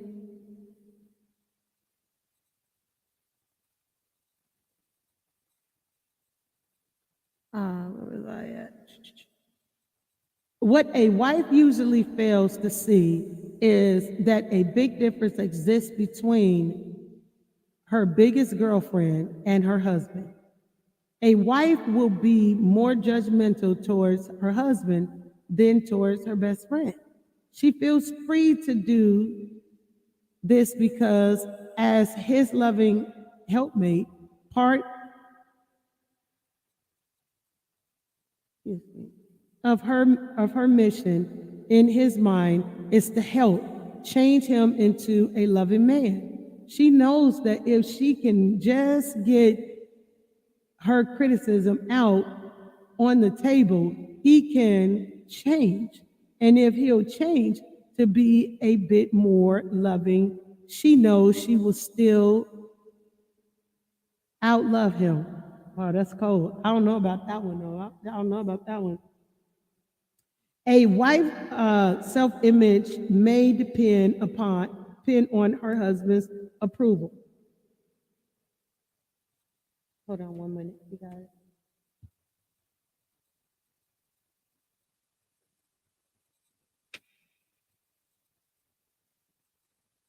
The typical wife also fails to recognize that her self-image often rests on what she believes her husband thinks of her. This is not the case with the girlfriend. Her girlfriend's opinion of her is important, but not as vital as her husband's opinion. Also, the marriage relationship, unlike her relationship with her girlfriend, is a typical of ongoing discussions between her and other women. Women want to report to each other how wonderful their marriage is. So a wife's negative can intensify when her husband stonewalls her efforts to get him to change. He isn't making her feel good, and she don't report to her friend the joys of her marriage. If her negative intensifies, she is in danger of becoming even more belligerent and contemptuous. And wait, yeah. And then her husband will close her off completely. Proverbs 21:19 says, "It is better to live in a desert land than with a contentious and vexing woman." The sad irony of that is a wife can become contentious and vexing because her husband misinterprets her. He doesn't decipher the code of which she cries, "I need your love." Instead, he hears, "I don't respect you." This sweet, tender, godly woman is misunderstood. When she gets too negative, she does herself and the marriage no favors. Therefore, some women are becoming aware of negative confrontation doesn't work. As one wife said, a lot of times, good morning, Catherine. Good morning, Catherine. Good morning. A lot of times in relationships, when the misunderstanding takes place and there is no recourses to be able to fix what's broken, it'll stay broken for a long period of time. And underneath every argument that you have, that argument becomes bigger and bigger and bigger. And you think that, oh, I dropped the cup. That's the argument. So now you all are arguing because you dropped the cup. That is not the underlying argument of what's really taking place. The cup is no matter. You have plenty of cups that you broke that you have, and you just broke that one particular cup. It's the underlying argument that's the basis of the relationship of why there is no agreement that's going on between you two, because the underlying issue never gotten fixed. The underlying issue was never fixed. It was swept underneath a rug. Can you imagine how many things that swept underneath the rug that you probably couldn't even get in the door because of such a mountain of underlying issues underneath that rug? That's how relationships are. That's why you must communicate. Get it out. Once you have gotten it out, then you won't go back to it. Reassure that you've gotten it out. If it come up again, remember when we discussed, is there still some residue that we need to get out, that we need to discuss? You need to be adulting in a more proper way. We're no longer children. We are adults. So we need to communicate properly towards one another because we are adults. This is how we're adulting. If you let it go unsaid, undone, as if nothing happened, you know what sets in? It's this thing called resentment. It sets in, and it sets in strong, and it messes up your whole everything. When one want to be so loving and kind, the other one is upset and still going through and harboring things within you. And it messes up, for a lot of us, it messes up our emotions of how we feel towards each other. We still love each other, but there's certain things that now we're not doing for each other because we done messed up our relationship. We're no longer doing that. Go back to the beginning of how precious that you held your relationship. If you did hold it in the beginning, or was it full of lies? That is the question.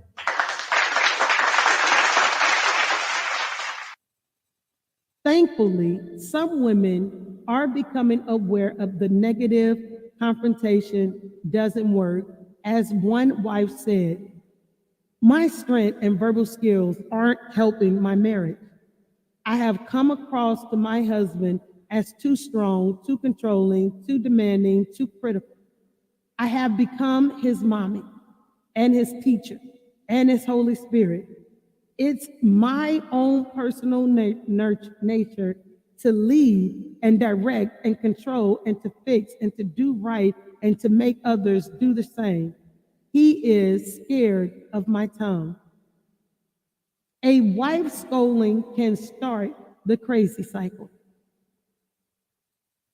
When a man begins to feel that his wife no longer looks up to him, but is looking down at him, the crazy cycle kicks in.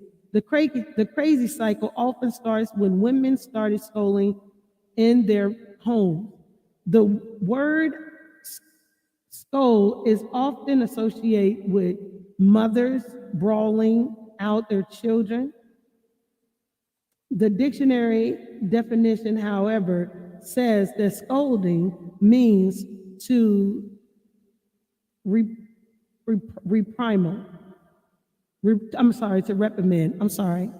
Sorry about that. You guys didn't mean that. To criticize harshly and usually angrily and even openly.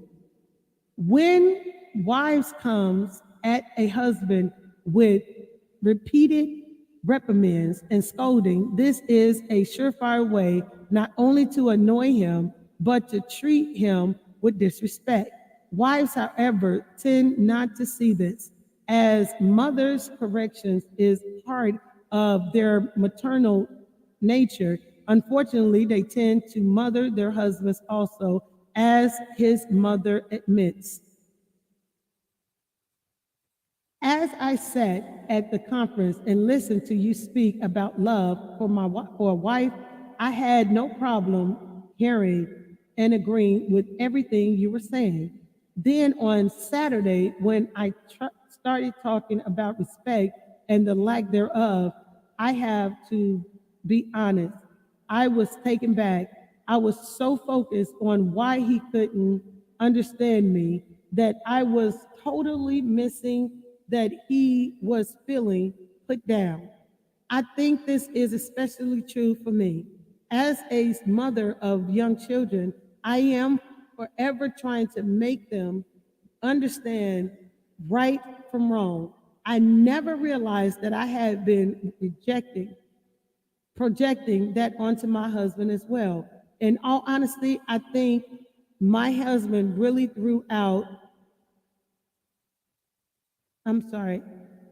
I don't think my husband really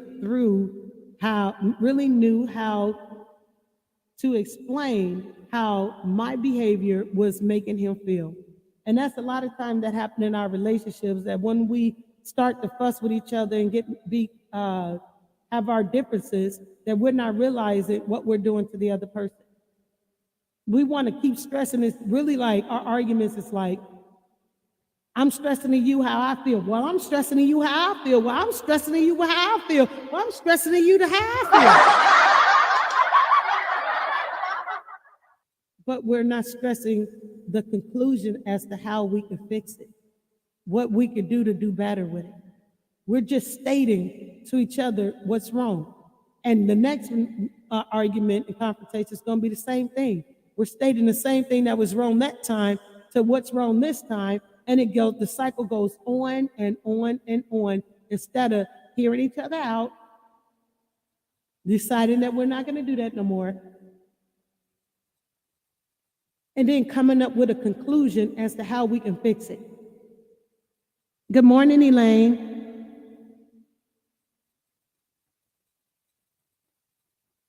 Now, where was I at?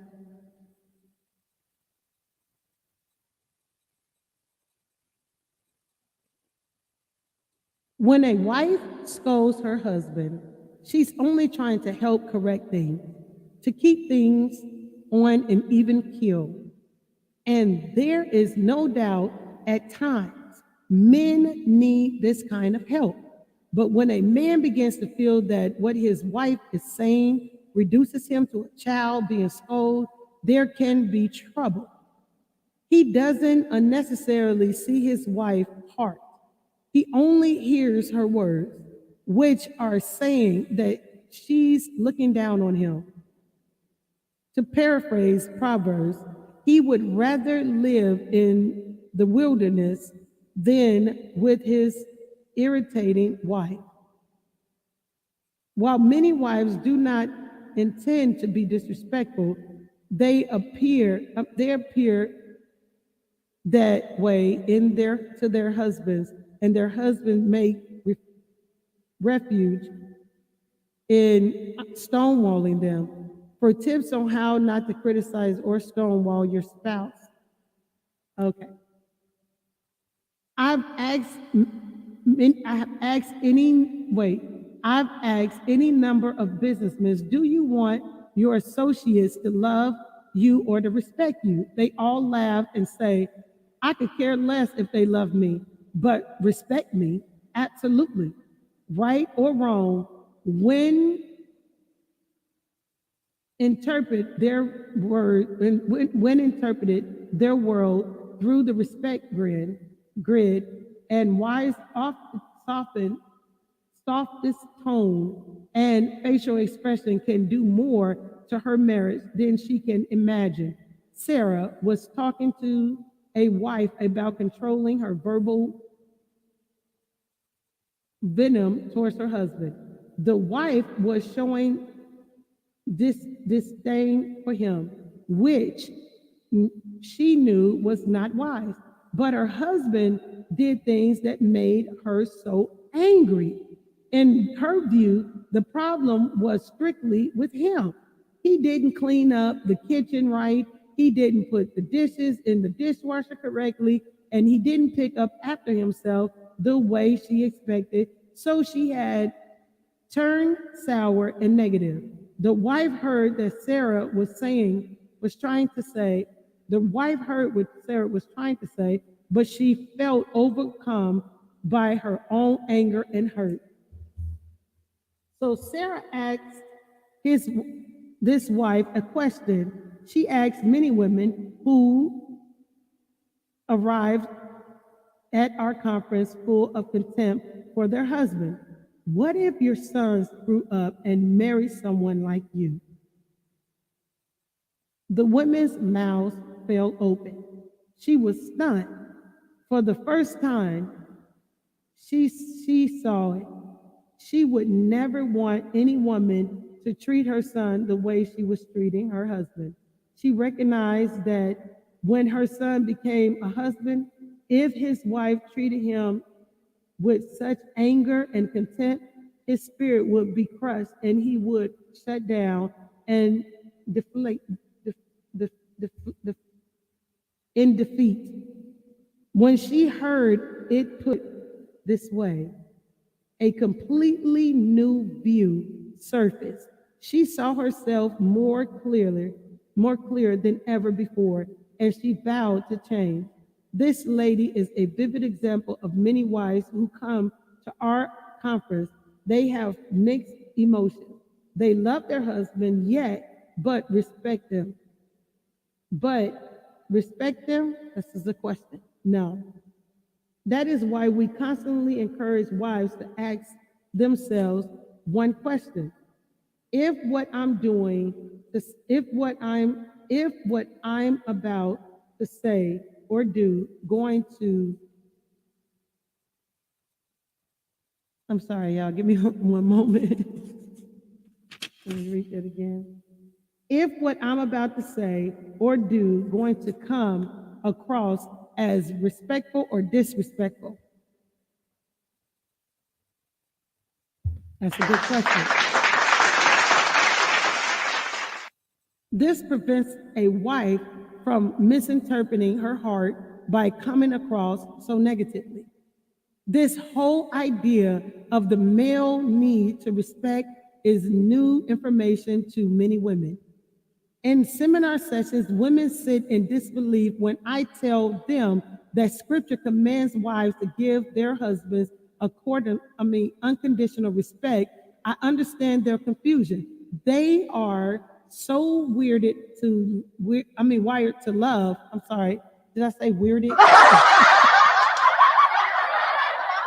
Sorry about that, you guys. They're so wired to love and to cultivate, and the culture has radically enforced this whole idea of love, love, love, that they don't really know the men they are married to. In fact, they often respond, "This is totally foreign to me."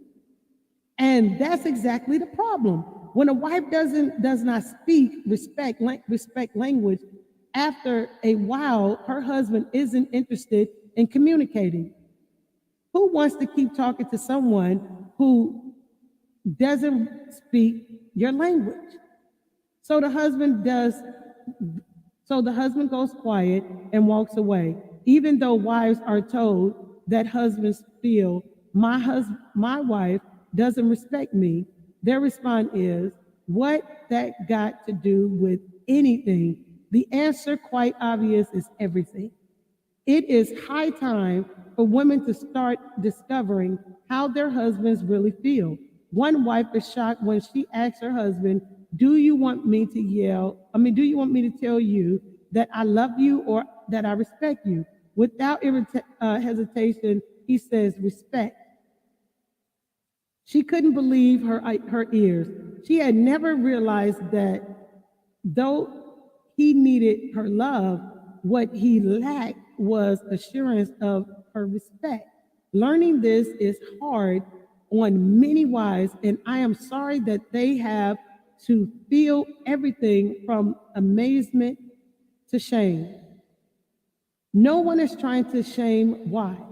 On the contrary, our love and respect messages is designed to help wives see that their big, powerful husbands are really in need of something that wives can give: respect. When a husband receives unconditional respect from his wife, those fond feelings of affection will return. And he will start giving her the kind of love she has always hoped to receive. While doing so, and you guys are going through the situation in y'all relationships, and it feels like there is a disrespect because there is no perfect couple. So sometimes we get into disagreement with each other and we tend to speak to them wrong, or we tend to have our actions wrong. That is not the time you go cheat or do anything. Especially if you're married. If you're married, you signed a contract, a legal binding contract. Excuse me, I needed water. To love each other for life. You signed a legal binding contract. Wouldn't you want to work things out? Every day you have to learn greater than the day before. So you're going to go through things in your marriage. Right now, what we're learning that we need to communicate better. We need to be able to respect our love, and we need to be able to love our love, both better than what we did the day before. And that starts with communication. Deeming out or cutting out somebody's communication because you don't want to hear what's being said would only make the argument worse than what it was. I just thought I'd throw that out there.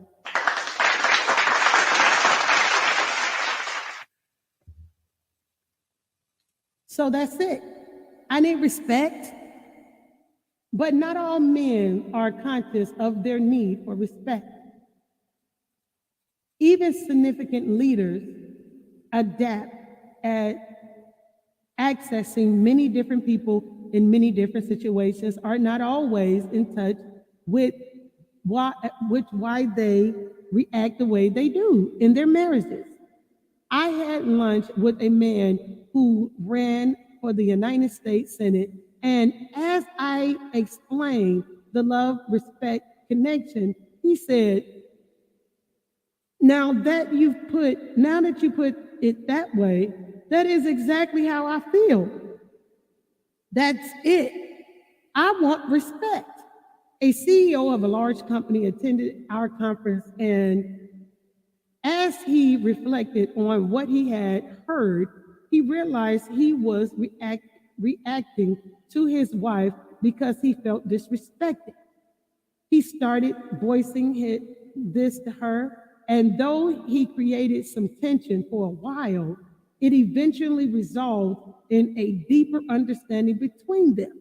In his words, it helped me and her. When I humbly voiced my feelings, we both know what's going on.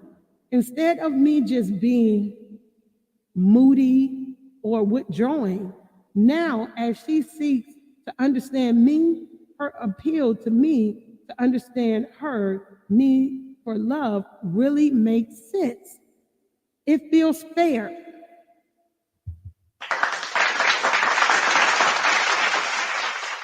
I have been an acquaintance who has a PhD in education philosophy. As he went over the crazy cycle material with me, he said, that is exactly what I feel when things get heated between my wife and me. For years, it was something I was feeling down deep, but wasn't in tune with. I was reacting all right, but neither of us knew why. The common thread in what these three men said is that they couldn't articulate their need for respect.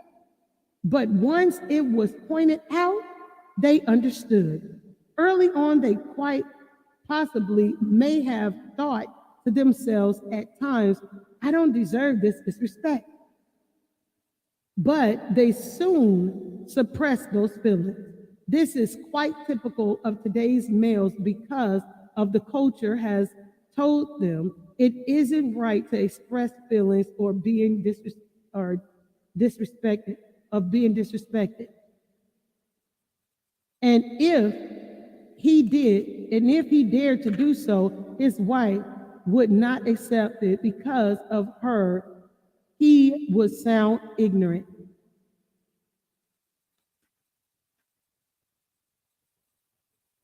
I hope you guys are still understanding where we are. I hope this is helping you all in your life and that you can see some things where you went wrong and how we can better be as a person and in our relationship.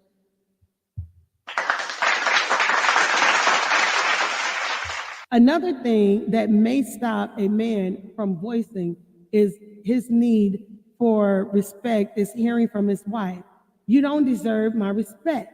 With his vocabulary rejected as if he doesn't matter and his attitude criticized as ignorant, it doesn't take long for a male to file away his essential need for respect in a compartment labeled do not bring up, and there it will stay. But if another woman admires him, then look out, as his wife shared after her husband strayed into an affair. Now, this is the part that I was talking about right here. Because we can go through things in our lives and people see, like, we've been going through a disagreement with our spouse, and then you wear that and you want sympathy from other people, it leads to an affair. When you have that affair and you think no one knows that you're having an affair, it's all in secret, y'all secretly meeting, y'all secretly communicating, y'all secretly doing all of this and that, and then you lose your marriage, then you realize what you were doing, you'll never be able to get back. And you truly loved your wife or your husband, and they've never done anything to you. You messed up a really good thing and you had an affair. So then in the relationship that you get in, they're going to be thinking like, dang, I know you. You did this to me when we were together. This is how you treated me. Now you're having an affair on me. Let's see what this wife wrote. I realized that my husband had cheated with this woman, not because of her looks or her personality or because she was anything so great, but rather because she was his captive audience. She thought he hung the moon. Every remark he made to her was witty. Everything he did was perfect. In her eyes, he was the most handsome, intelligent, funny man in the world. He needed the ego boost, and she was ready and willing to be that for him. Now, here's the thing right here. In every relationship, you have your situation. A lot of times people say, well, he cheated on me with somebody that did not look, I look way better than her. I have all of this going on, and he cheated on me with her. Or she cheated on me with this dude, man, this cat, man, he don't look nothing, man, he ain't half of what I am, man. I can't even believe she cheated on me with him. Man, you should see this clown, man. You should see this fool she went out with. You should see how all of this went down. I can't even believe this, man. I lost my woman because, man, this dude, man, I can't even believe this. And you wonder why. Now remember, the both of you two is in the arguing with one another. So can you both take the hardship to someone else, giving both of you guys the attention, and now y'all no longer have that? But here's the part where people forget. Even if you get into a new relationship, you still gonna have problems in that relationship. Because you did not fix what was broken in the prior relationship. So you're gonna take that over to the new relationship because you have yet to learn how to handle conflict.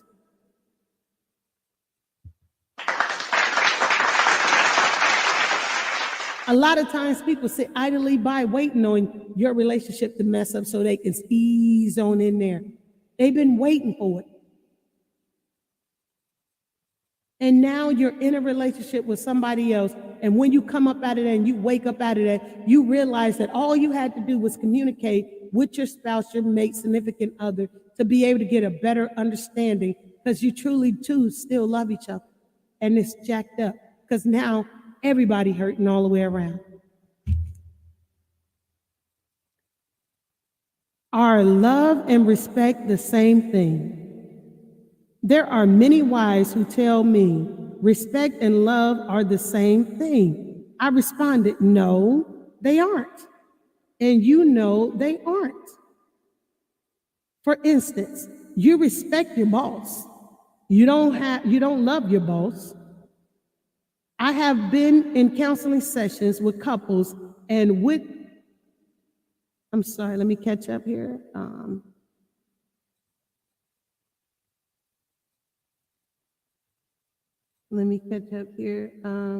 I have been in counseling sessions with couples, and with her mate sitting there listening, the wife will readily say, I love my husband, but I don't feel any respect from him. But when I turn this around and I ask the wife how they feel, if they would hear their husband say, I respect you, but I don't love you, they're horrified. They exclaim, I would be devastated. I asked the wife, how long will it take for you to get over that? She quickly answered, forever. The typical wife would be up in arms if she heard, I respect you, but I don't love you. That is taboo. She would view her husband as very unloving human being. Yet, this same wife feels she can readily say to him, I love you, but I don't respect you. What she doesn't understand is that her husband is equally devastated by her comments, and it also takes him forever to get over it. The bottom line is that husbands and wives have needs that are truly equal. She needs unconditional love, and he needs unconditional respect. All this should be obvious, right? Almost every time Sarah and I teach a seminar about love and relationship connections, people tell us, why? Of course, this is so obvious. And then either the husband or the wife asks, but why doesn't my spouse get it? Whether it's a husband or wife who doesn't get it, the answer is the same. We often don't see the obvious.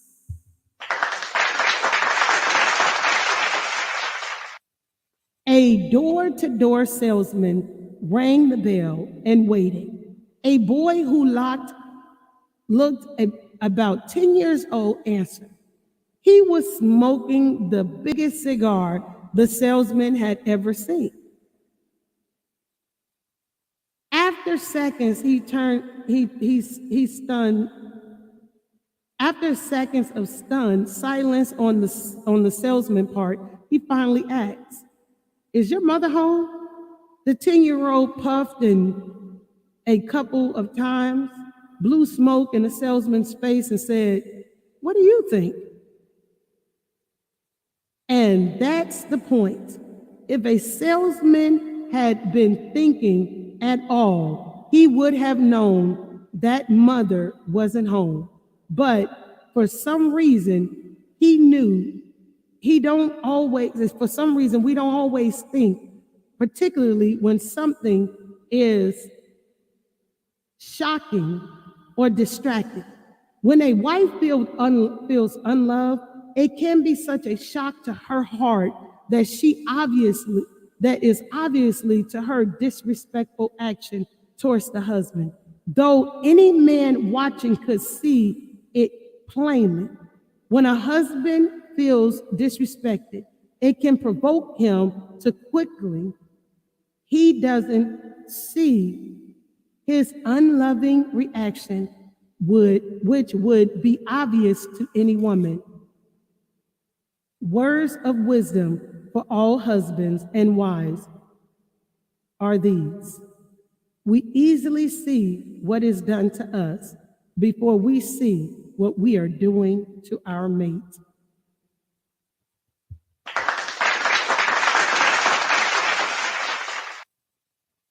You said, I'm sorry, let me read this.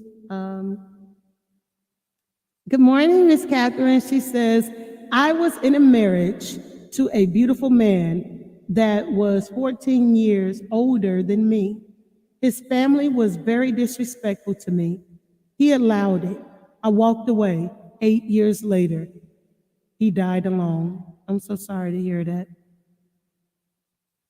Good morning, Wanda. Welcome in.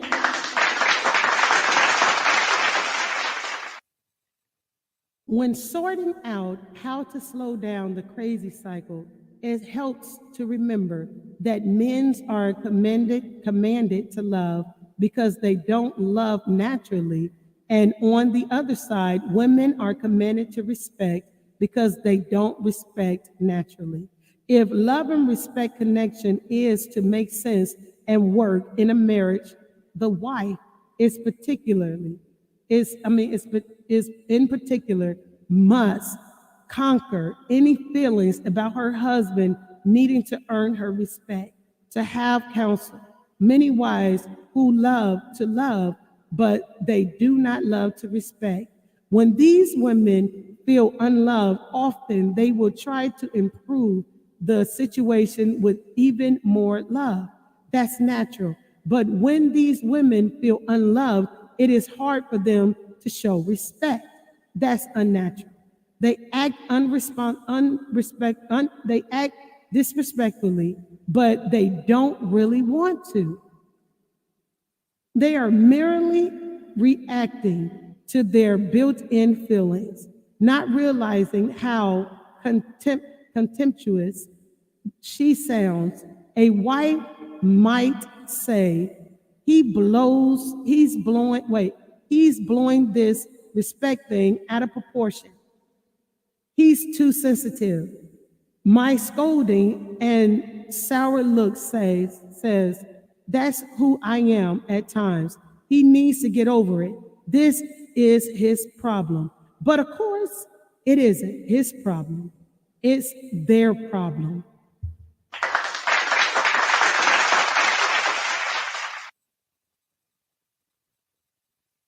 Where was I at? How would his wife feel if her husband says, "You're blowing this love thing out of proportion. You're just too sensitive. You're always telling me I'm too harsh. You need to get over it." Husbands, of course, also have their own work cut out for them because they are feeding disrespect, feeling disrespected. They can lose sight of the heart of their wives. It is easy to lose fond feelings of affection in the face of what's happening to be content. But is her goal to emasculate him? Not if she's a goodwill, not if she is goodwill. Even if she unfairly even if she's unfairly nasty, this is no excuse for a man of honor to refuse to obey God's commandment to love his wife. I believe men who are reading this book are men of honor, and my appeal to them is this: love your wife. Always try to see what is in her heart.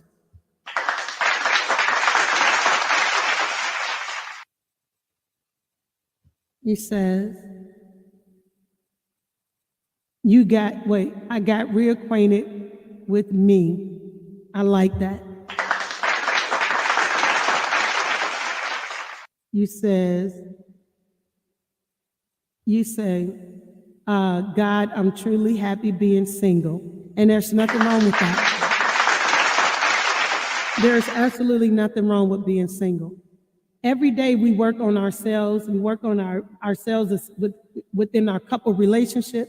When we're in a relationship, we still have to work on ourselves. When we're single, we still have to work on ourselves. When you're in a relationship, you still have to work with each other on each other. When you're wanting to be in a relationship, you still have to be prepared to work on a relationship because you've been out of relationship. So you have to learn how to be in a relationship. All that come into play. And that's why I like this book, because we all can learn on all levels to get it right.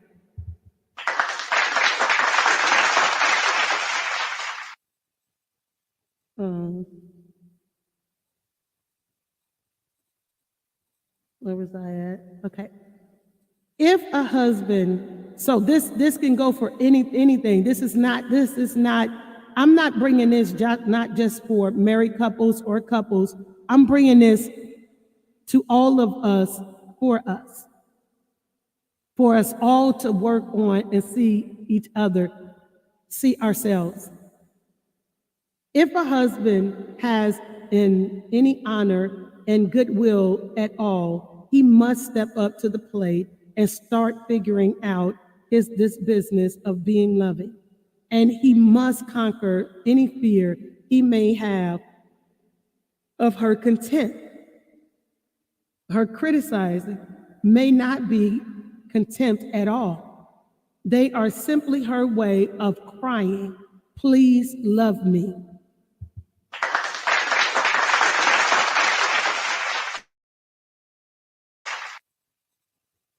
You said, what book is this?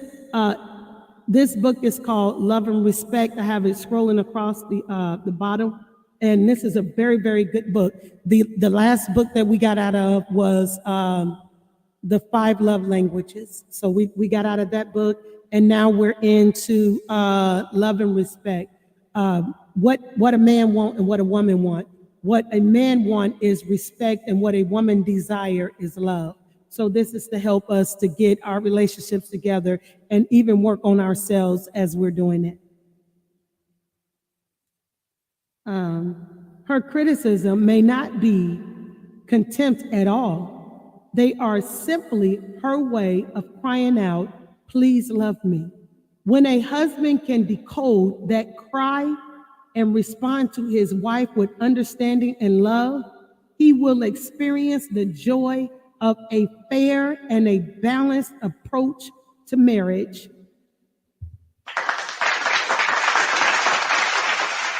And those fond feelings of affection will return.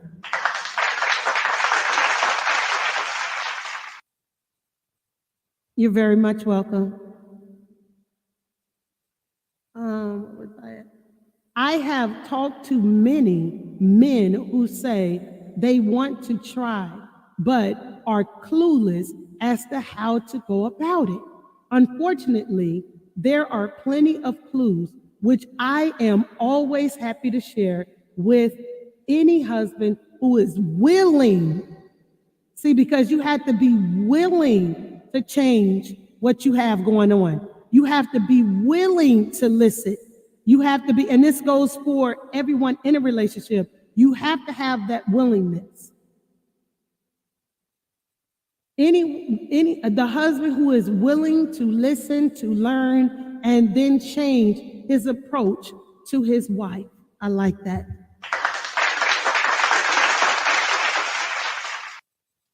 All right, you guys, we are almost done here. And I'd like to thank everyone for coming in, and I hope everyone hit the like button. This is married couples are at a crossroad. Now, a lot of us has been in the relationships, and a lot of us are in relationships, and there comes a time where we just feel like we are so fed up, we can't take no more. We're human. We're all human.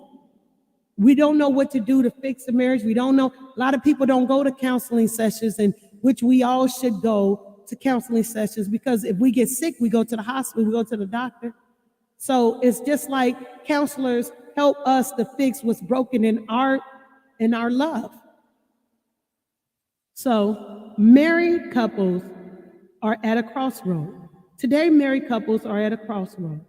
Will she appreciate her husband's need for respect, or will she denounce his feelings?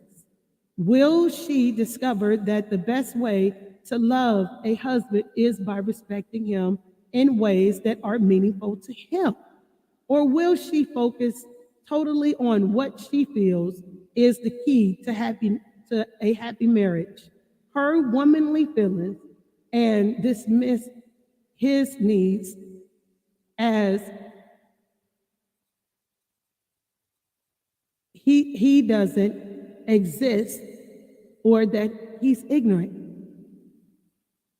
At the same time, will the husband appreciate his wife's need for love, or just continue to ignore her feelings? Will he discover the best way to love a wife is to look beyond her criticism and complaints to see while she isn't feeling love? Or will he just cower before her apparent contempt and retreat to the shelter of his stone wall? Increasing numbers of couples who are at a crossroad are taking the right court, the one labeled love and respect. One wife, a strong-minded career woman, wrote to us of how she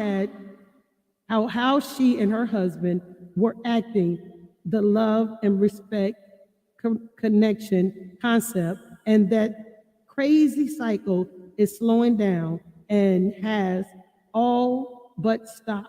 She wrote this: my husband was able to see that when he would withdraw, often because I was disrespectful, I would feel abandoned, unloved. So I would go after him with vengeance that would make a warrior cower, which would disrespect him and hurt him deeply, causing him to withdraw even more severely. The whole crazy cycle. But he, for the first time, was willing to see that he had acted unlovingly.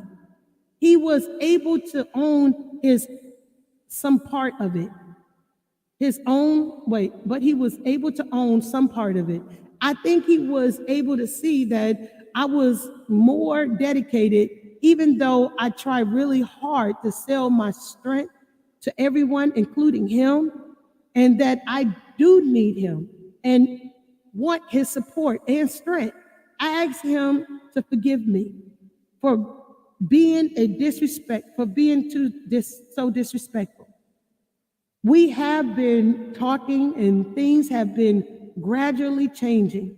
Mutual understanding is setting in.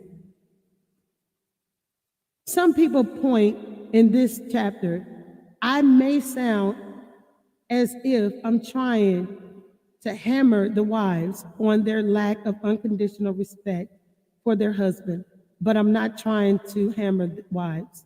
I'm trying to help them because I know how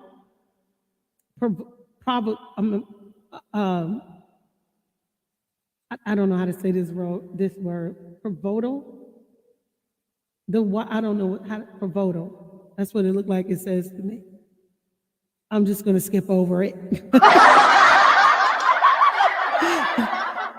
The wise respect can be in slowing down the crazy cycle.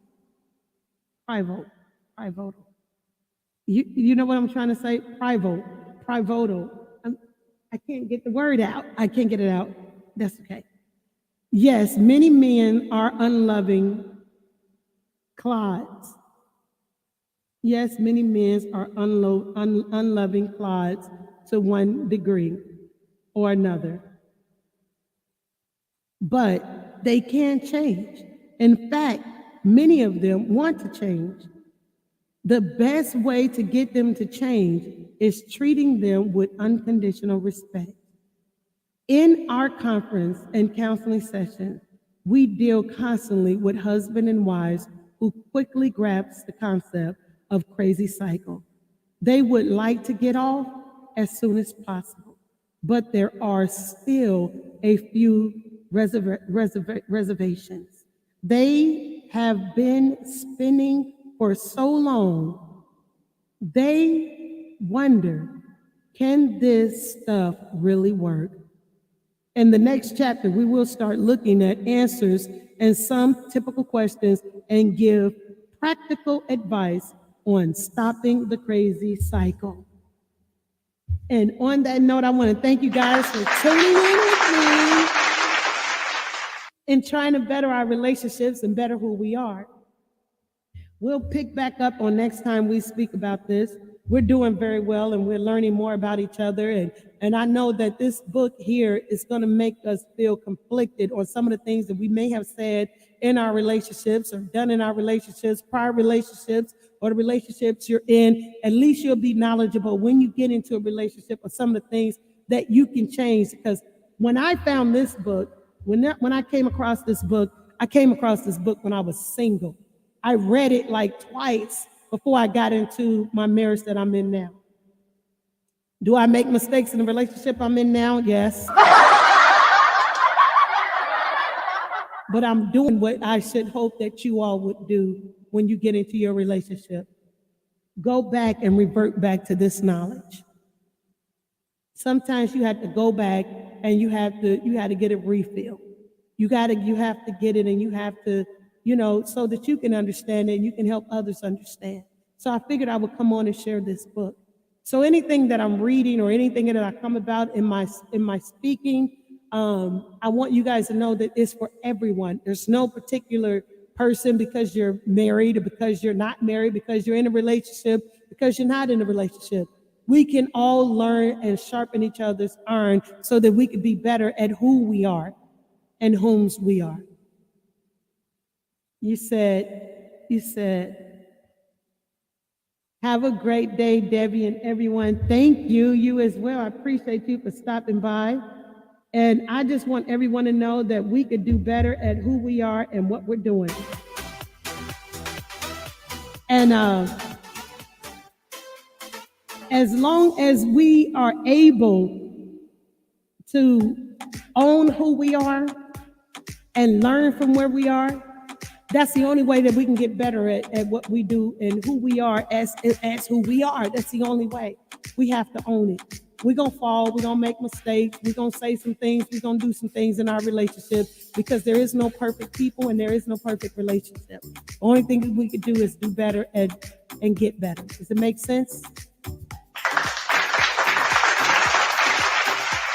So I want to thank you guys for tuning in. Until next time, you guys go out there, enjoy your day. I did make sense? Thank you. You guys go out there, enjoy your day. I don't know what's going on out here in the YouTube streets. I'm just getting back on. This last we spoke and last I came up here. I want to thank everybody for the love that you guys shown me and your understanding from my last conversation that I had the last time I was on here. I greatly appreciate every last one of you all that open up your hearts and your minds to understand me from my last conversation. I appreciate you all for that. I thank you all for those that have tuned in, like, and subscribe even after that. Thank you so much.